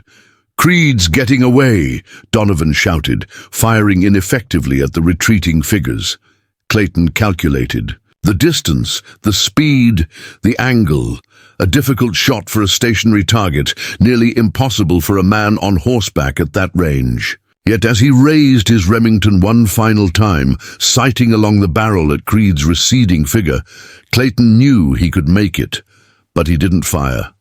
Instead, he lowered his weapon and watched as Creed and his remaining men disappeared around the bend at the edge of town. Buchanan limped over, his face questioning. "You had him, Freeman. Why didn't you take the shot?" Clayton holstered his Remington. "Because Creed's not the only threat, and a dead man can't lead us to his employers." Buchanan nodded slowly, understanding dawning in his weathered features. "Sullivan's just a middleman. You think there are bigger fish?" I know there are, Clayton confirmed. No railroad hires men like Creed and Sullivan without layers of protection between them and the dirty work. Someone with authority gave the orders, someone who can't afford to be connected to this when it all falls apart. Their conversation was interrupted by Sheriff Donovan, who approached with a mixture of awe and confusion on his youthful face. "Mr. Harlow, that shot, I've never seen anything like it." Clayton merely nodded, already moving past the sheriff toward where Abigail knelt beside the injured Sullivan, pressing a handkerchief to his mangled hand. "Miss Foster," Clayton said softly, "you should be resting. Your wound is less severe than his," Abigail finished, her voice steady despite the pallor of her face. "I couldn't in good conscience leave him to bleed, regardless of what he's done." Clayton couldn't help but admire her compassion, even as he marveled at her resilience. Shot, taken hostage, and still thinking of others' welfare, Abigail Foster was proving to be as remarkable as she was perceptive. Sullivan groaned, his eyes focusing on Clayton with a mixture of pain and fear. You shot the gun right out of my hand, at that distance." "How?" "Practice," Clayton replied simply. Then, his voice hardening, "Who hired you, Sullivan? Not just the railroad, the specific person who authorized this operation." Sullivan's face went blank with terror. "I can't. He'd kill me." "I just saved your life," Clayton pointed out. "I can undo that favor if necessary." It wasn't an empty threat, and Sullivan seemed to recognize it. "Whitcomb," he whispered. "Edward Whitcomb, Vice President of Northern Pacific Railroad's Western Expansion." Clayton exchanged a glance with Buchanan, who had joined them. The marshal nodded slightly, confirming the name was familiar. "Where can we find Whitcomb?" Buchanan asked. "Helena," Sullivan replied, wincing as Abigail continued tending his shattered hand. "He has an office there, but you'll never touch him. He has judges and governors in his pocket." A commotion from down the street drew their attention. Parker was running toward them, his face flushed with exertion. "Clayton," he called. "They've taken Doc Wilson, Creed and his men. They grabbed the doc as they rode out." A cold weight settled in Clayton's stomach. "Why would they take the doctor? Hostage, most likely," Buchanan surmised. "Creed knows we'll come after him and he wants insurance." Clayton's mind was already racing ahead. "Or he has wounded men who need treatment. Either way, we need to move fast." He turned to Donovan. "Sheriff, get the remaining prisoners secured and see Sullivan. Parker, gather any men who can handle a rifle and are willing to ride." Donovan looked uncertain. "Shouldn't we wait for county reinforcements? I sent a wire before Creed arrived." "Doc Wilson will be dead by the time they get here," Clayton replied, bluntly. "Creed won't keep him alive once he's no longer useful." Buchanan nodded in agreement. "Creed leaves no witnesses, Sheriff. That's how he's evaded justice for so long. We move now, or we recover bodies later." As Donovan hurried to comply, Abigail caught Clayton's arm. "I'm coming with you," she stated firmly. "Absolutely not," Clayton responded. "You've been shot, taken, hostage, and nearly killed today. You need rest and medical attention." "Doc Wilson is the only doctor for 20 miles, Abigail countered. "I have medical training from the war. If he's hurt or if you find others wounded, you'll need someone with my skills." Clayton was about to refuse again when Buchanan interjected. "She's right, Freeman. Field medicine could make the difference out there." The marshal eyed Abigail appraisingly. "Can you ride, Miss Foster? The trail will be rough." "I grew up on a ranch in Texas, Marshal," she replied with quiet dignity. "I can ride." Clayton recognized the determination in her eyes, the same unyielding resolve he'd seen in the mirror for years after losing his leg. Arguing would only waste precious time. "Very well," he conceded, "but you stay behind us when we engage Creed. No heroics." Abigail nodded, and Clayton turned his attention back to the task at hand. Creed had perhaps a 15-minute head start, but he was burdened with wounded men and a hostage. If they moved quickly, they could catch him before he reached whatever hideout he was heading for. Within the hour, a posse had assembled in front of the sheriff's office. Clayton, Buchanan, Parker, the blacksmith Harper, and 4 other townsmen with varying degrees of shooting experience. Abigail joined them, her wounded shoulder freshly bandaged, wearing trousers borrowed from the blacksmith's wife beneath her torn dress for easier riding. Donovan remained behind with Barnes to guard the prisoners, though the young sheriff looked torn between duty and the desire to prove himself in pursuit of Creed. They're heading northwest, Clayton informed the group, having examined the tracks leading out of town. Toward the old Morrison silver mine, Parker frowned. That mine's been abandoned for years. Shafts are probably unstable by now, which makes it perfect for a temporary hideout, Buchanan observed. Defensible position, multiple escape routes through the tunnels, and most people would be reluctant to follow them in. Clayton nodded grimly. We'll need to approach carefully. Creed will have sentries posted. As the posse prepared to ride out, Clayton found himself studying the faces of these men and one remarkable woman who were willing to risk their lives to rescue Doc Wilson and bring Creed to justice. None were professional lawmen except Buchanan. None had signed up for this kind of danger, yet here they stood, determined and ready. It reminded Clayton of why he'd become a marshal in the first place, to protect people like these from men like Creed. For 8 years he'd hidden his abilities and his past, convinced that Ghostfoot Freeman had no place in his new life.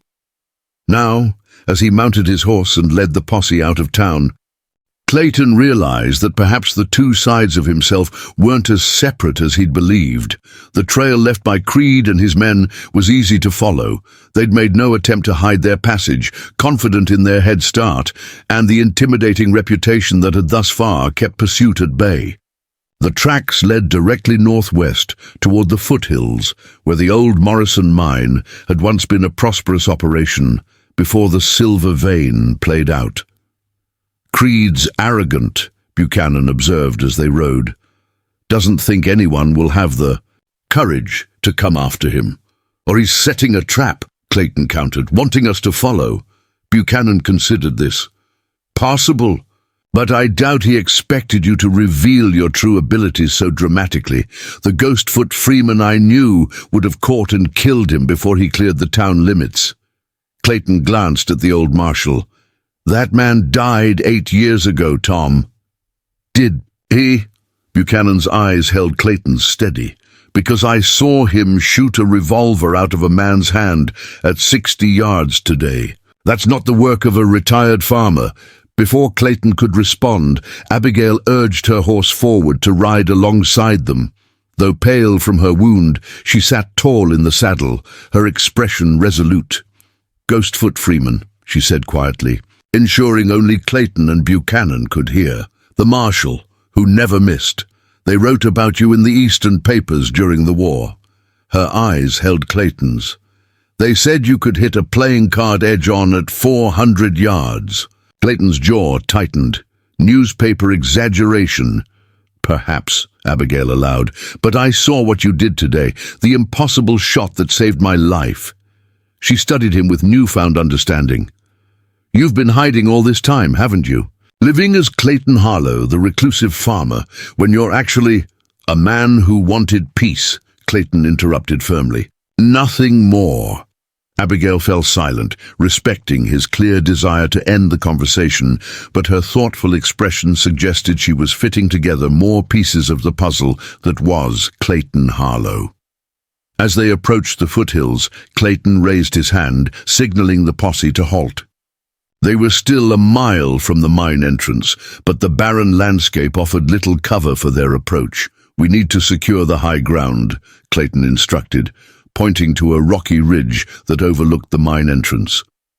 Harper, you and Wilson take positions there. If Creed tries to flee, you'll have clear shots. The blacksmith nodded, he and Wilson breaking off from the main group to circle toward the ridge.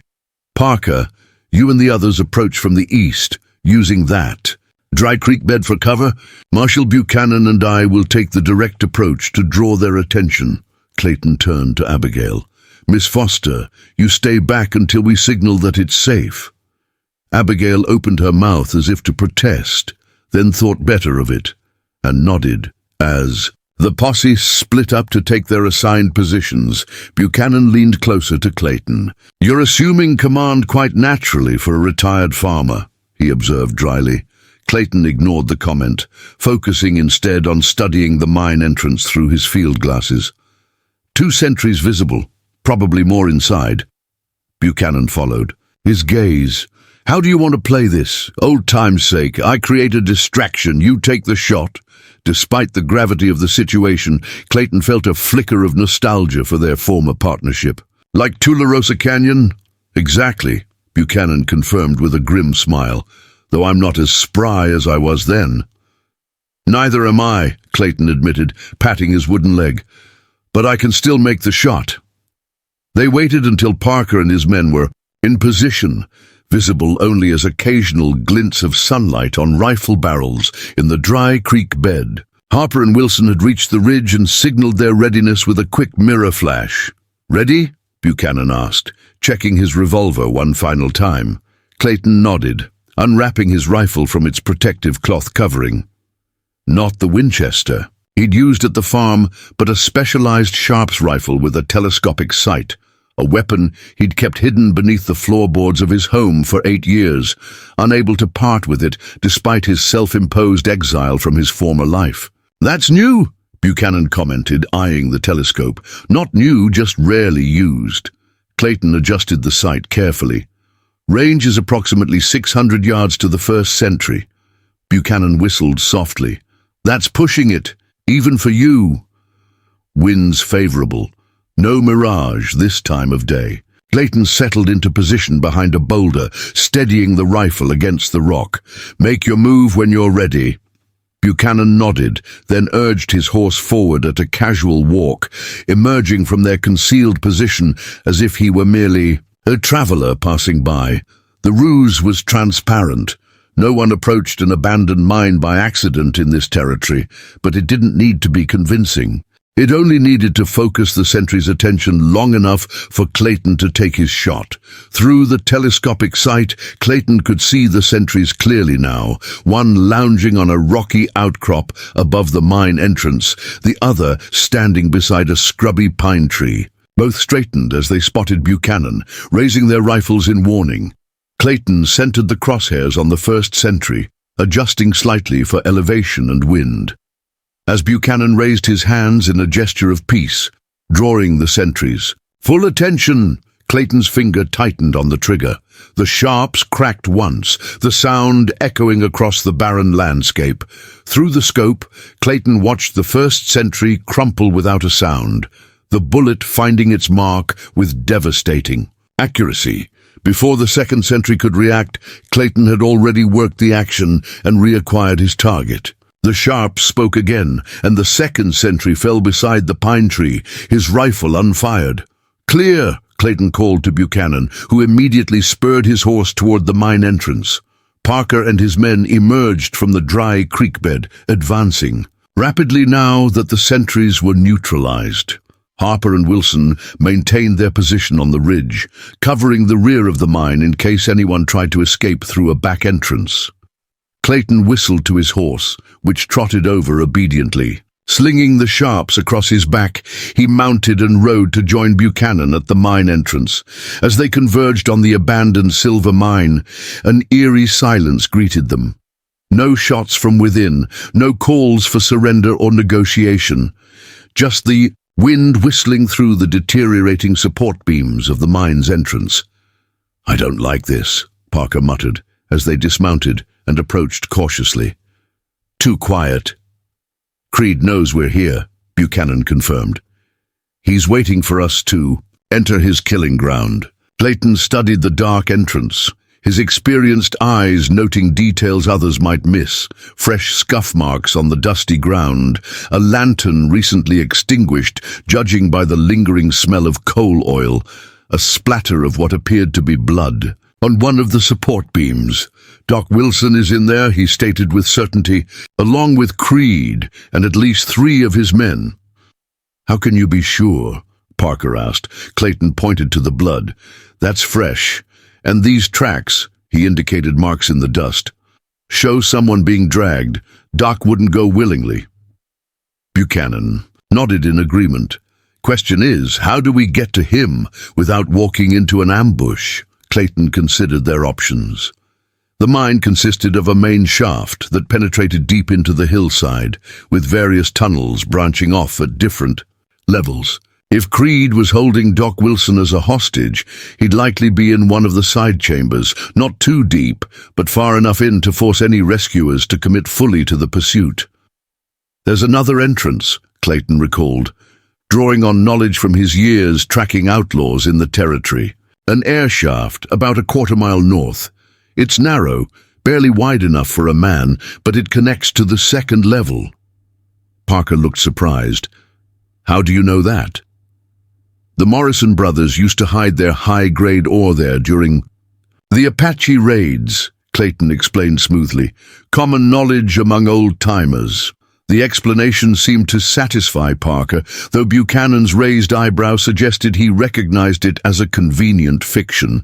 The truth was that Clayton had once pursued a fugitive into this very mine and had memorized its layout as thoroughly as he had memorized the man's face. I'll take the air shaft, Clayton decided. Parker, you and 2 men go with Marshal Buchanan through the main entrance. Make enough noise to draw attention, but don't advance too quickly. The rest stay out here as backup. Buchanan looked concerned. That shaft hasn't been maintained in years. Could collapse on you. I'll risk it, Clayton replied. Then, lowering his voice, I'm lighter than I used to be. The grim humor brought a reluctant smile to Buchanan's weathered face. All right, Freeman, but if you're not in position in 20 minutes, we're coming in regardless. Clayton nodded, then turned to Abigail, who had joined them despite his earlier instructions to stay back. Miss Foster, if you're about to tell me to wait outside, she interrupted calmly, save your breath. When you find Doc Wilson, he may need immediate medical attention. I'm coming with you. Clayton wanted to argue but could see the determination in her eyes.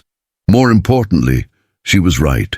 Doc Wilson might need care that none of the men could provide. Very well, he conceded, but stay directly behind me and do exactly as I say. With the plan established, Clayton led Abigail away from the main group, circling north toward the hidden airshaft. As they moved carefully across the rocky terrain, Abigail studied Clayton with open curiosity. Clayton Freeman, she said softly. That was your real name, wasn't it? Before Harlow. Clayton didn't slow his pace or look back. Names don't matter out here. They matter when they're attached to legends, Abigail persisted. The stories they told about you during the war, how you could track a man across bare rock, how you never fired twice at the same target. Campfire tales, Clayton dismissed, exaggerated with each retelling. Perhaps, Abigail acknowledged. But I've seen enough today to know there was truth beneath the legend. She paused, then asked the question that had clearly been on her mind since the confrontation in town. Why did you disappear? Why become a reclusive farmer in a forgotten valley? Clayton stopped abruptly, turning to face her. For a long moment he said nothing, weighing how much to reveal to this woman who had already seen too much of his carefully hidden past. Because Ghostfoot Freeman made a mistake, he finally said, his voice low and controlled. A mistake that cost an innocent woman her life. A mistake I couldn't live with. The admission hung in the air between them, more revealing than Clayton had intended. But before Abigail could respond, he turned away, resuming their journey toward the airshaft. We're almost there, he said, effectively ending the conversation. And Creed is waiting. Stay close. And remember, no matter what happens in there, no matter what you see or hear, your priority is Doc Wilson.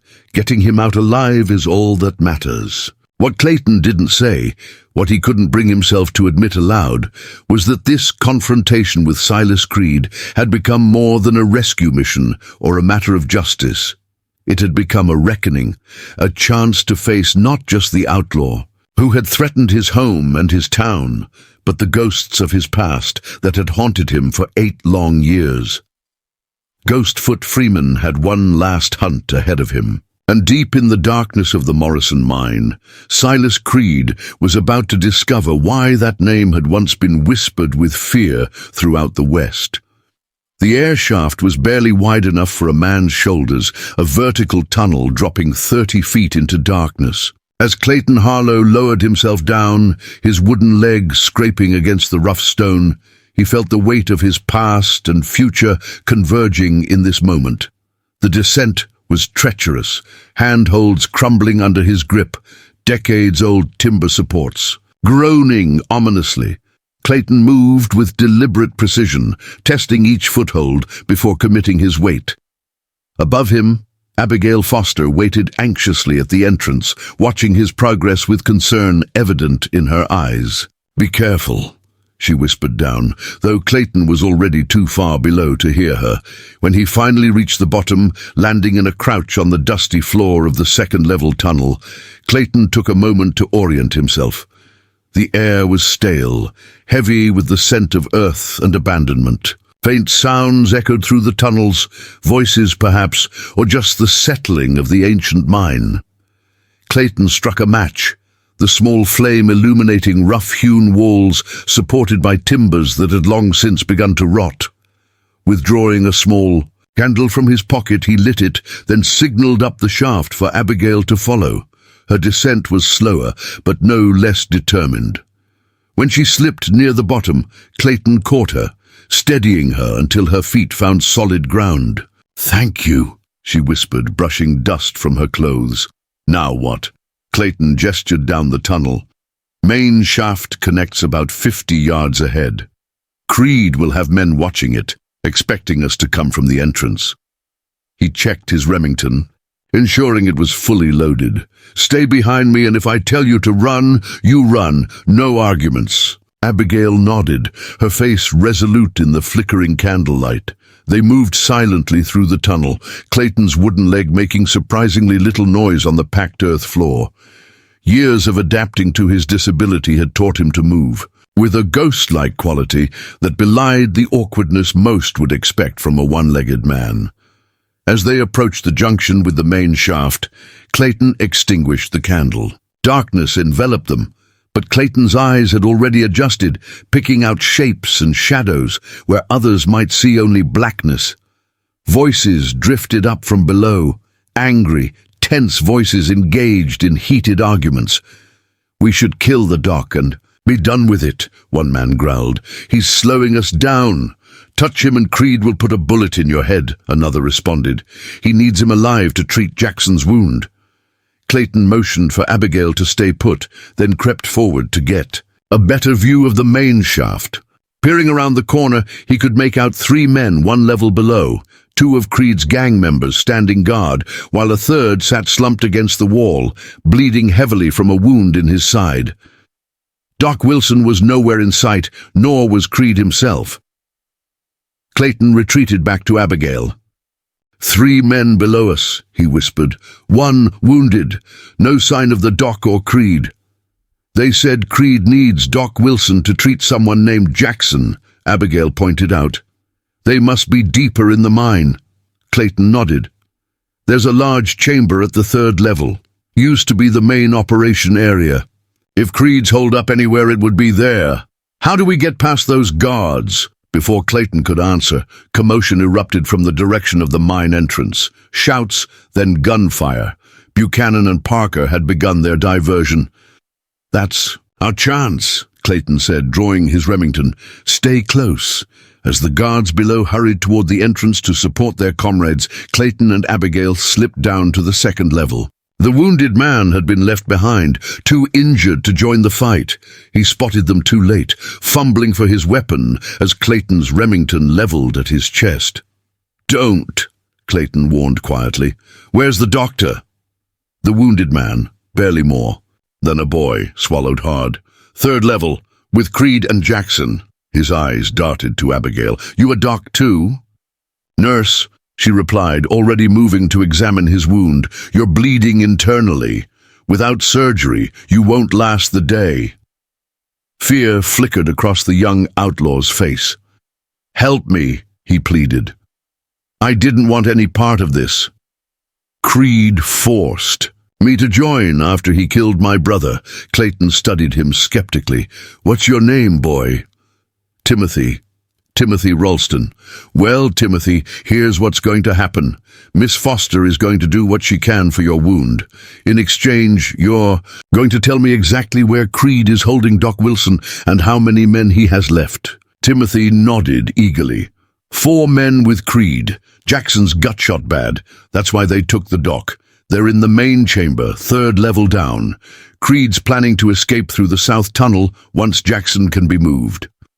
As Abigail tended to Timothy's wound, Clayton considered their options. The gunfire at the entrance had decreased in intensity. Either Buchanan's group had been forced to retreat, or they'd pushed forward and engaged Creed's men directly. "There's a service shaft," Timothy offered suddenly. "Connects this level directly to the main chamber. Miners used it to move equipment." He pointed weakly to a dark opening, partly concealed by fallen timber. "Creed doesn't know about it. None of us do, except me. I explored this place when I was a kid." Clayton exchanged glances with Abigail. It could be a trap, but the boy seemed genuinely eager to help. "Why should I trust you?" Clayton asked. Timothy's eyes were pleading. "Because I want to live. And because Creed is a monster who deserves whatever's coming to him." He looked at Abigail. "She said I'm dying. At least let me do something right before I go."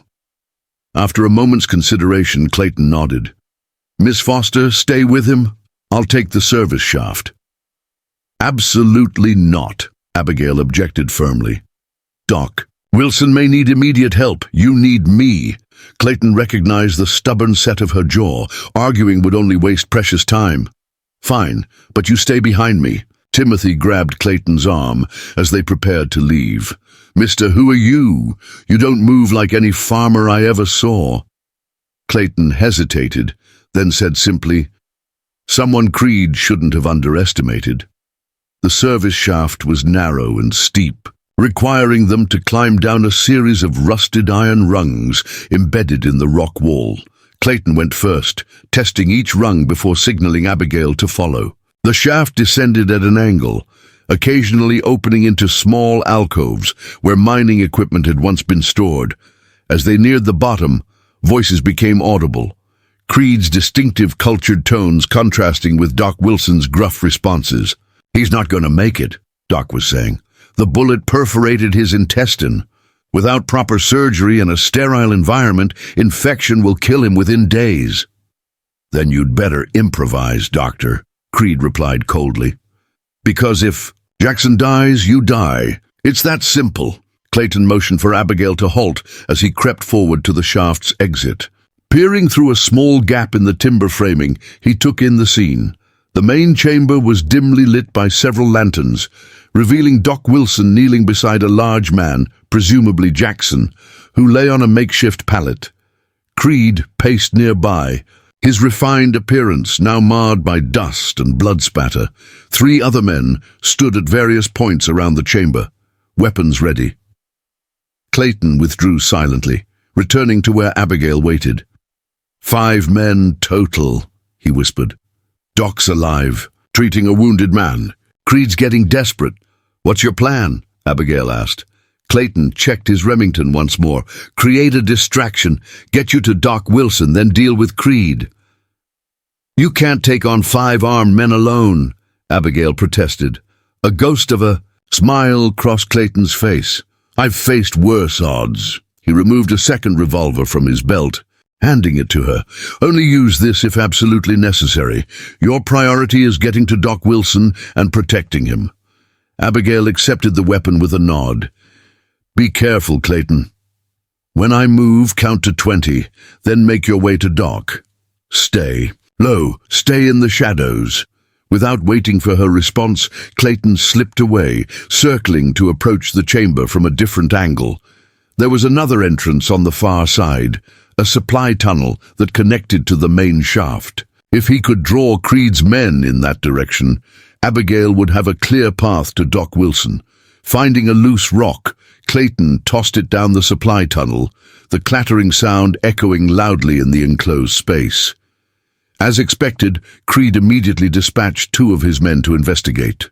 "Check it out," he ordered. "Could be that Marshall and his posse found the lower entrance."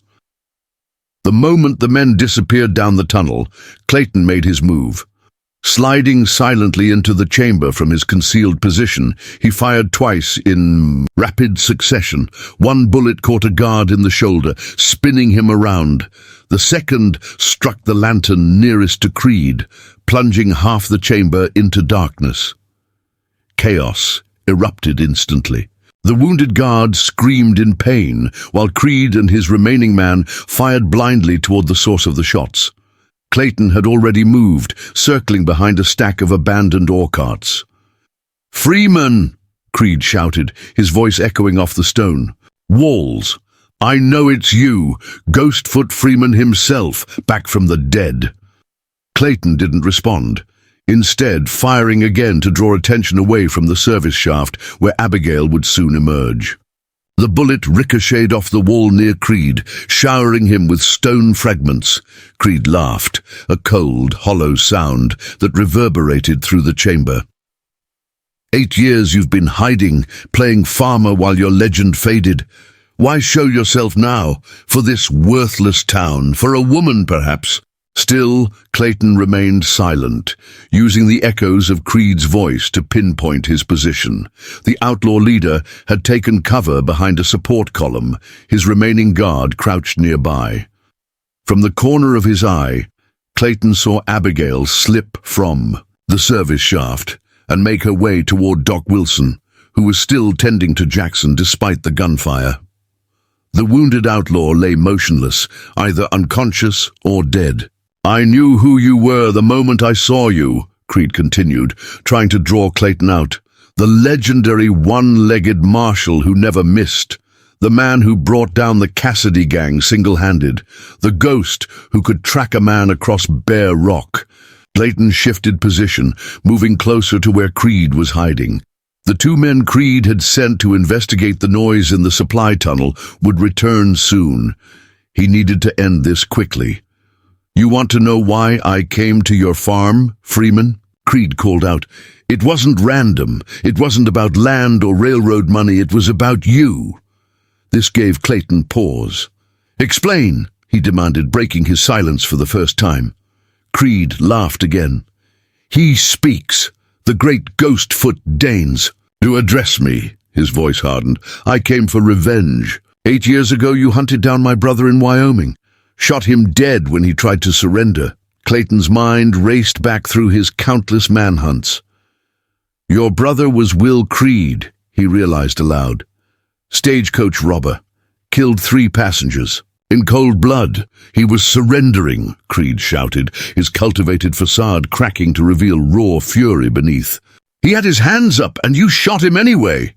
"He was reaching for a hidden derringer," Clayton corrected calmly. "I saw the movement. Your brother was a killer to the end, Silas." "Liar!" Creed's voice echoed madly through the chamber. "All these years I've been planning this. Finding you wasn't easy. You covered your tracks well. But when I finally traced you to Redemption Valley, learned you were living as a simple farmer, it was too perfect. I would take everything from you, just as you took everything from me." As Creed ranted, Clayton moved silently closer. He could see Abigail had reached Doc Wilson and was helping him with Jackson, who appeared to be still alive, but barely. "So this was never about the railroad or land speculation," Clayton said, deliberately keeping Creed talking while he maneuvered into position. "Sullivan, Whitcomb, they were just meant to an end. Convenient partners," Creed confirmed. "Whitcomb wanted land. I wanted you. Our interests aligned perfectly." A noise from the supply tunnel indicated the return of Creed's 2 men. Clayton knew he was out of time. "Your brother made his choice, Silas," Clayton said, rising from cover with his Remington aimed directly at Creed. "Just as you've made yours." Creed's eyes widened in shock. He hadn't realized how close Clayton had gotten. During their exchange, for a split second neither man moved. Then several things happened simultaneously. Creed's returning men burst into the chamber from the supply tunnel. Buchanan's voice echoed down from the main shaft, announcing the arrival of reinforcements. And Creed, with a snarl of hatred, drew and fired in one fluid motion.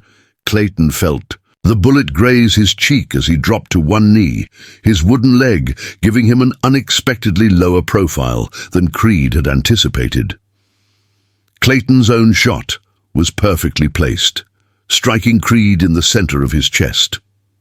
The outlaw leader staggered, backward disbelief etched on his features. He tried to raise his gun for another shot, but his strength was already fading. "How?" he gasped. "You made the same mistake as your brother," Clayton replied quietly.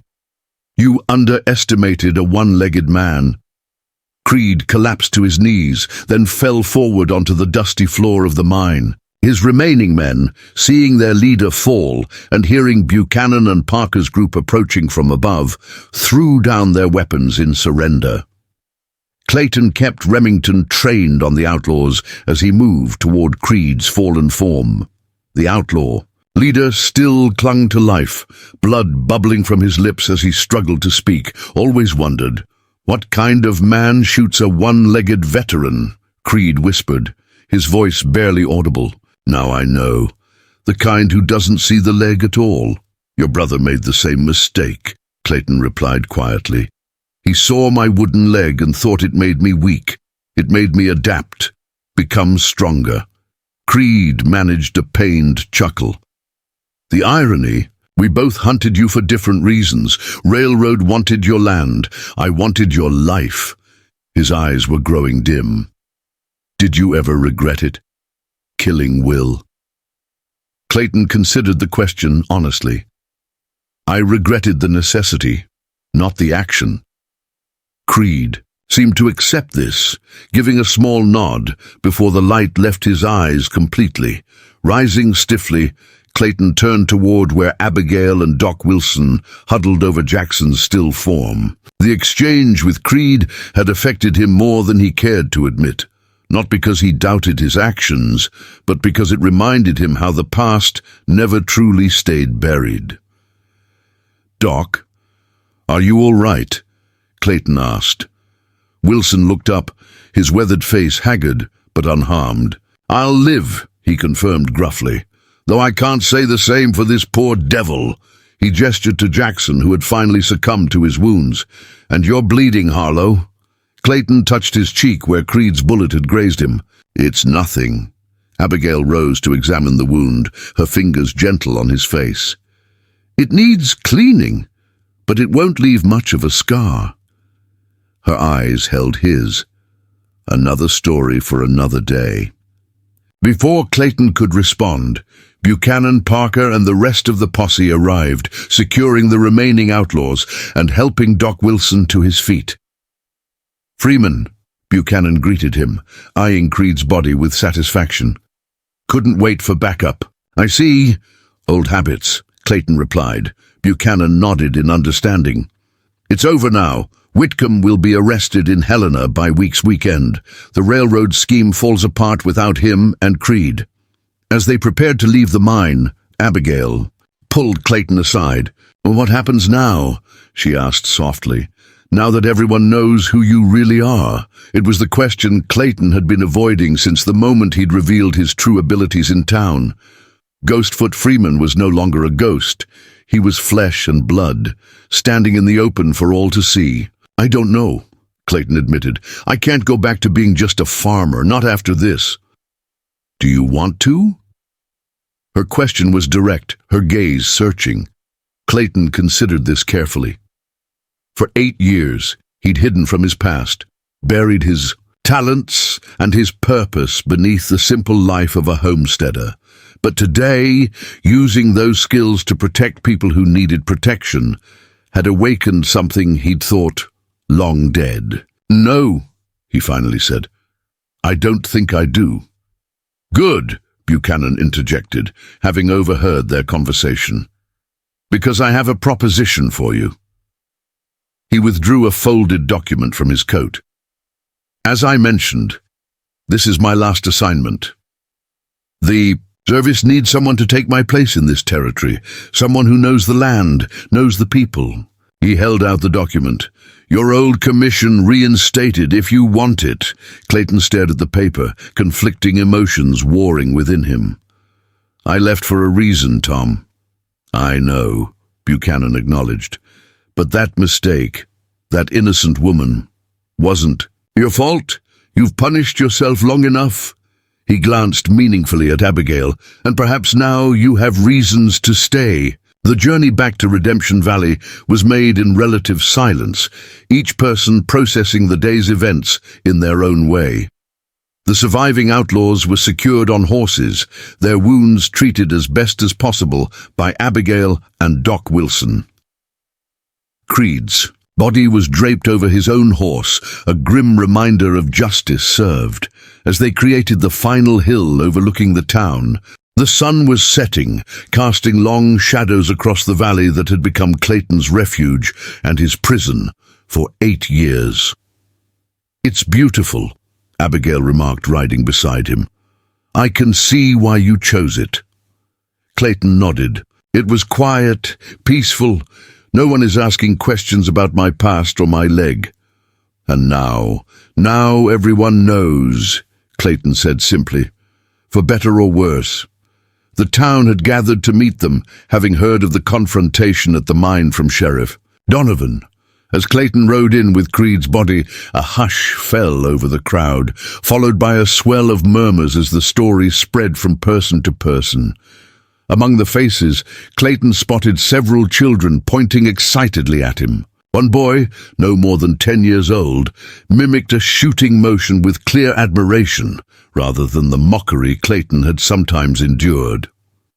Nearby stood Mr. Jenkins from the livery stable, who had once awkwardly offered Clayton a discount on horseshoes, considering your situation. Now Jenkins stood tall, offering a respectful nod between equal men. Mrs. Baker, who ran the town's small restaurant, pushed through the crowd with her teenage son in tow. The boy had been born with a clubfoot, and Clayton had occasionally noticed him watching from a distance as Clayton worked around his farm, adapting tasks to accommodate his wooden leg. "Mr. Harlow," Mrs. Baker said earnestly, "Benjamin has something he'd like to ask you." The shy teenager stepped forward. "Sir, would you show me how you adapted your saddle? Mom says maybe I could ride too, if we figure out the right adjustments." The simple request, devoid of any reference to the day's dramatic events, touched Clayton deeply. This boy didn't see the legendary marksman or the reclusive farmer. He saw a man who had overcome a limitation that he himself struggled with. "I'd be happy to, Benjamin," Clayton replied sincerely. Clayton dismounted with deliberate movements, no longer hiding the distinctive gait his wooden leg necessitated. For the first time in years, he felt no self-consciousness as the wooden appendage thumped against the dirt. The townsfolk watched him with new eyes, not with pity or disregard for the one-legged farmer, but with respect and perhaps a touch of awe for the legendary lawman in their midst. Sheriff Donovan approached, his expression a mixture of deference and uncertainty. "Mr. Harlow, or should I say Marshal Freeman, the prisoners from earlier confessed everything. Sullivan's been secured in the county jail. It's over." "Not quite," Clayton responded, his voice carrying to the gathered crowd. "Whitcomb, the railroad vice president who orchestrated this scheme, is still free, and there will be others like him looking to exploit this valley and its people." "So, what happens now?" Parker asked, voicing the question on everyone's mind. Clayton looked at Buchanan, who nodded encouragingly, then at Abigail, whose steady gaze conveyed her support, whatever his decision might be. "Now," Clayton said firmly. Redemption Valley gets the protection it deserves. He turned to Donovan.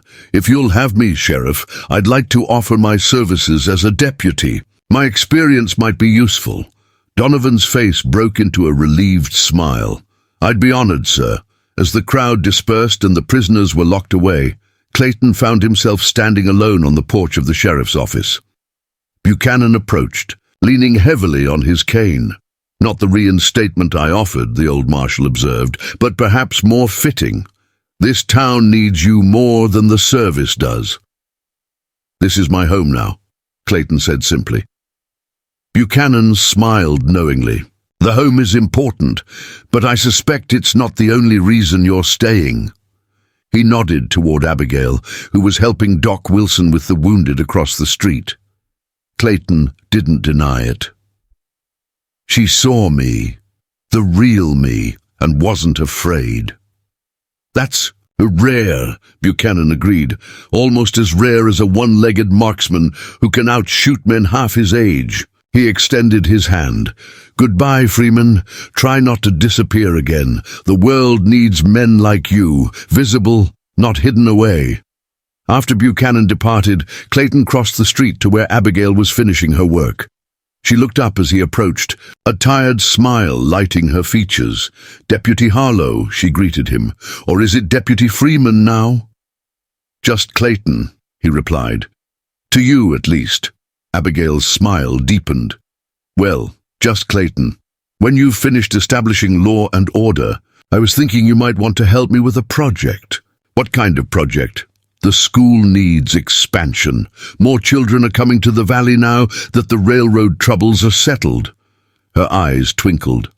And I seem to recall you promising to let my students visit your farm to learn about agriculture. Clayton groaned. I was hoping you'd forgotten that. I forget very little, Clayton Freeman, she said softly, including the fact that you saved my life today. You saved mine as well, he countered. In more ways than one. Abigail glanced around to ensure they weren't overheard, then lowered her voice. That woman, the innocent one who died, is that why you disappeared? Clayton stiffened slightly but nodded. Elizabeth Chambers.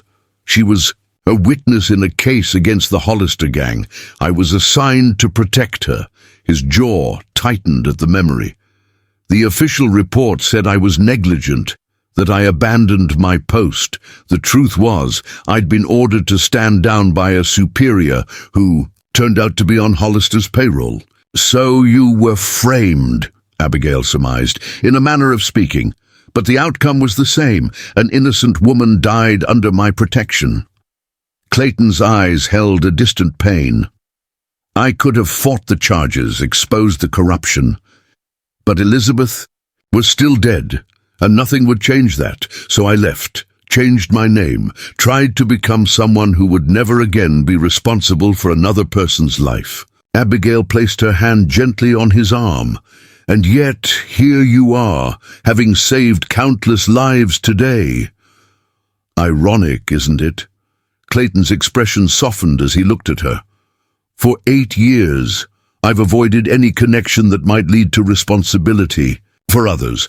Then you walked into my life with your perceptive questions and unflinching bravery, and suddenly I find myself deputy sheriff of a town I've barely participated in until today. Is that so terrible? She asked. Clayton considered. This, looking around at the town that had been merely a place to buy supplies and sell crops for 8 years. Now he saw it differently, as a community of people who had accepted him despite his reclusiveness, who looked to him now not with curiosity about his past, but with hope for their future. No, he finally answered, not terrible at all. As they stood together in the fading light, Clayton realized that for the first time in 8 years he felt whole, not despite his wooden leg or his complicated past, but because of them, because they had led him here, to this valley, to these people, to this woman who saw strength where others had seen only disability. There will be questions, Clayton acknowledged. Once the story spreads, and it will, others may come looking for Ghostfoot Freeman, old enemies, glory seekers, journalists wanting to revive the legend. Then they'll find Deputy Harlow instead, Abigail replied confidently. A man who grows the finest corn in 3 territories and happens to be handy with a rifle. Clayton chuckled. Is that how you see me? I see all of you, Clayton, she said simply. The farmer, the marksman, the man who values justice enough to risk his life for it. They're not separate identities. They're facets of the same remarkable person. Her words struck him profoundly. For years he'd compartmentalized himself, buried the lawman to become the farmer, hiding his abilities to protect his anonymity. The integration of these seemingly disparate parts of himself felt suddenly right, like puzzle pieces finally fitting together. 3 days later, Clayton stood on the porch of his farmhouse, surveying the land that had been his sanctuary and prison. For 8 years, the morning dew caught the sunrise, transforming ordinary fields into a tapestry of golden light. In the distance, he could see a cloud of dust approaching. Sheriff Donovan, right on time for their first patrol together. Clayton had spent the intervening days setting his affairs in order. The wounded prisoners had been transported to the county seat for trial, with Timothy Ralston receiving a reduced sentence in exchange for his testimony against the railroad conspiracy. Sullivan had broken completely under questioning, implicating Whitcomb and several other railroad executives in a scheme that stretched across 3 territories. Most surprisingly, a telegram had arrived from the territorial governor himself, acknowledging Clayton's service and formally clearing his name in the Elizabeth Chambers case. Buchanan's influence, no doubt, working one final act of justice before retirement. When Donovan's horse trotted into the yard, Clayton was ready, his badge pinned to his vest and Remington holstered at his hip. But he carried something else as, well, a simple walking stick carved from hickory, the same wood as his prosthetic leg. New accessory? Donovan asked, nodding at the stick. Old one, actually, Clayton replied. Carved it years ago, but never used it. Seemed like advertising my disability. And now? Clayton smiled slightly. Now it's just a useful tool. Nothing more, nothing less. As they rode toward town, Clayton noticed something he'd overlooked for years. The beauty of Redemption Valley in the morning light, the nods of recognition from farmers working their fields, the sense of belonging to something larger than himself. The bandits who had mocked the one-legged farmer had unknowingly awakened the deadliest marksman in the territory, but more importantly, they had freed Clayton Freeman from the prison of his self-imposed exile, allowing him to reclaim not just his abilities, but his purpose. And in Redemption Valley, true to its name, he had found exactly that. Redemption. The schoolyard had been built adjacent to Clayton's cornfields, a compromise that allowed him to maintain his privacy while fulfilling his promise to Abigail about agricultural education. Today, a dozen children gathered around as Clayton demonstrated how to test soil quality for different crops. The secret to good corn isn't just in the planting, he explained, crumbling rich, dark soil between his fingers for the children to see. It's understanding what the land needs to thrive, like people, asked Benjamin, the boy with the club foot who had become Clayton's shadow in recent months. Clayton smiled, glancing toward where Abigail supervised another group of students. Exactly like people, Benjamin. Later, as the children filed back toward the schoolhouse, Abigail lingered behind. Her hand found Clayton's, fingers intertwining with casual intimacy, a development of the past few months that had surprised no one in town except perhaps Clayton himself. Sheriff Donovan mentioned a U.S. Marshal is arriving tomorrow, she said. Something about testifying at Whitcomb's trial. Clayton nodded. Tom Buchanan. He's coming out of retirement specially for this case. Will it be strange, seeing him again after everything that's happened? Not strange, Clayton mused. Fitting somehow, bringing the circle to completion. As dusk settled over the valley, Clayton stood on his porch with Abigail beside him. In the distance, the town's lights twinkled like earthbound stars, each representing a life that had become surprisingly precious to him over the past year. His hand moved unconsciously to his wooden leg, adjusting it slightly where the day's activities had caused some discomfort. The gesture, once performed with self-consciousness, was now as natural as breathing. "What are you thinking about?" Abigail asked softly. "Silas Creed," Clayton admitted. "Something he said before he died. He asked if I ever regretted killing his brother. And did you?" I told him I regretted the necessity, not the action. Clayton's gaze remained fixed on the distant town. "For years, I thought my greatest failure was Elizabeth Chambers' death, but looking back, I wonder if the real failure was allowing it to drive me into hiding. How many people could I have helped in those 8 years?" Abigail squeezed his hand. "You can't change the past, Clayton, but the future is still unwritten." He turned to her, the last light of day illuminating her face in soft gold. "You're right, as usual. And speaking of the future..."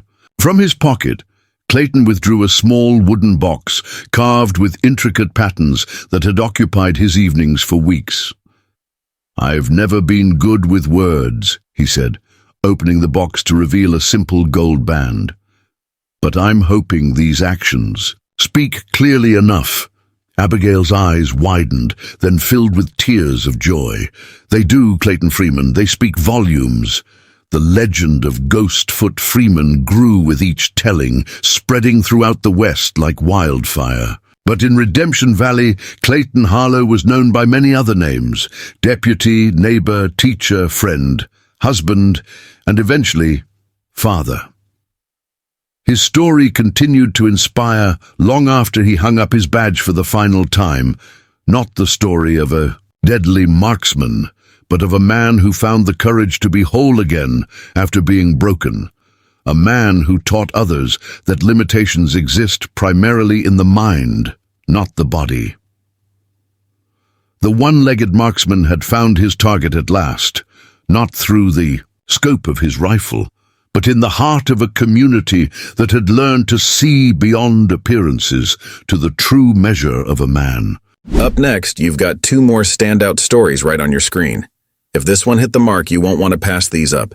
Just click and check them out. And don't forget to subscribe and turn on the notification bell so you don't miss any upload from us.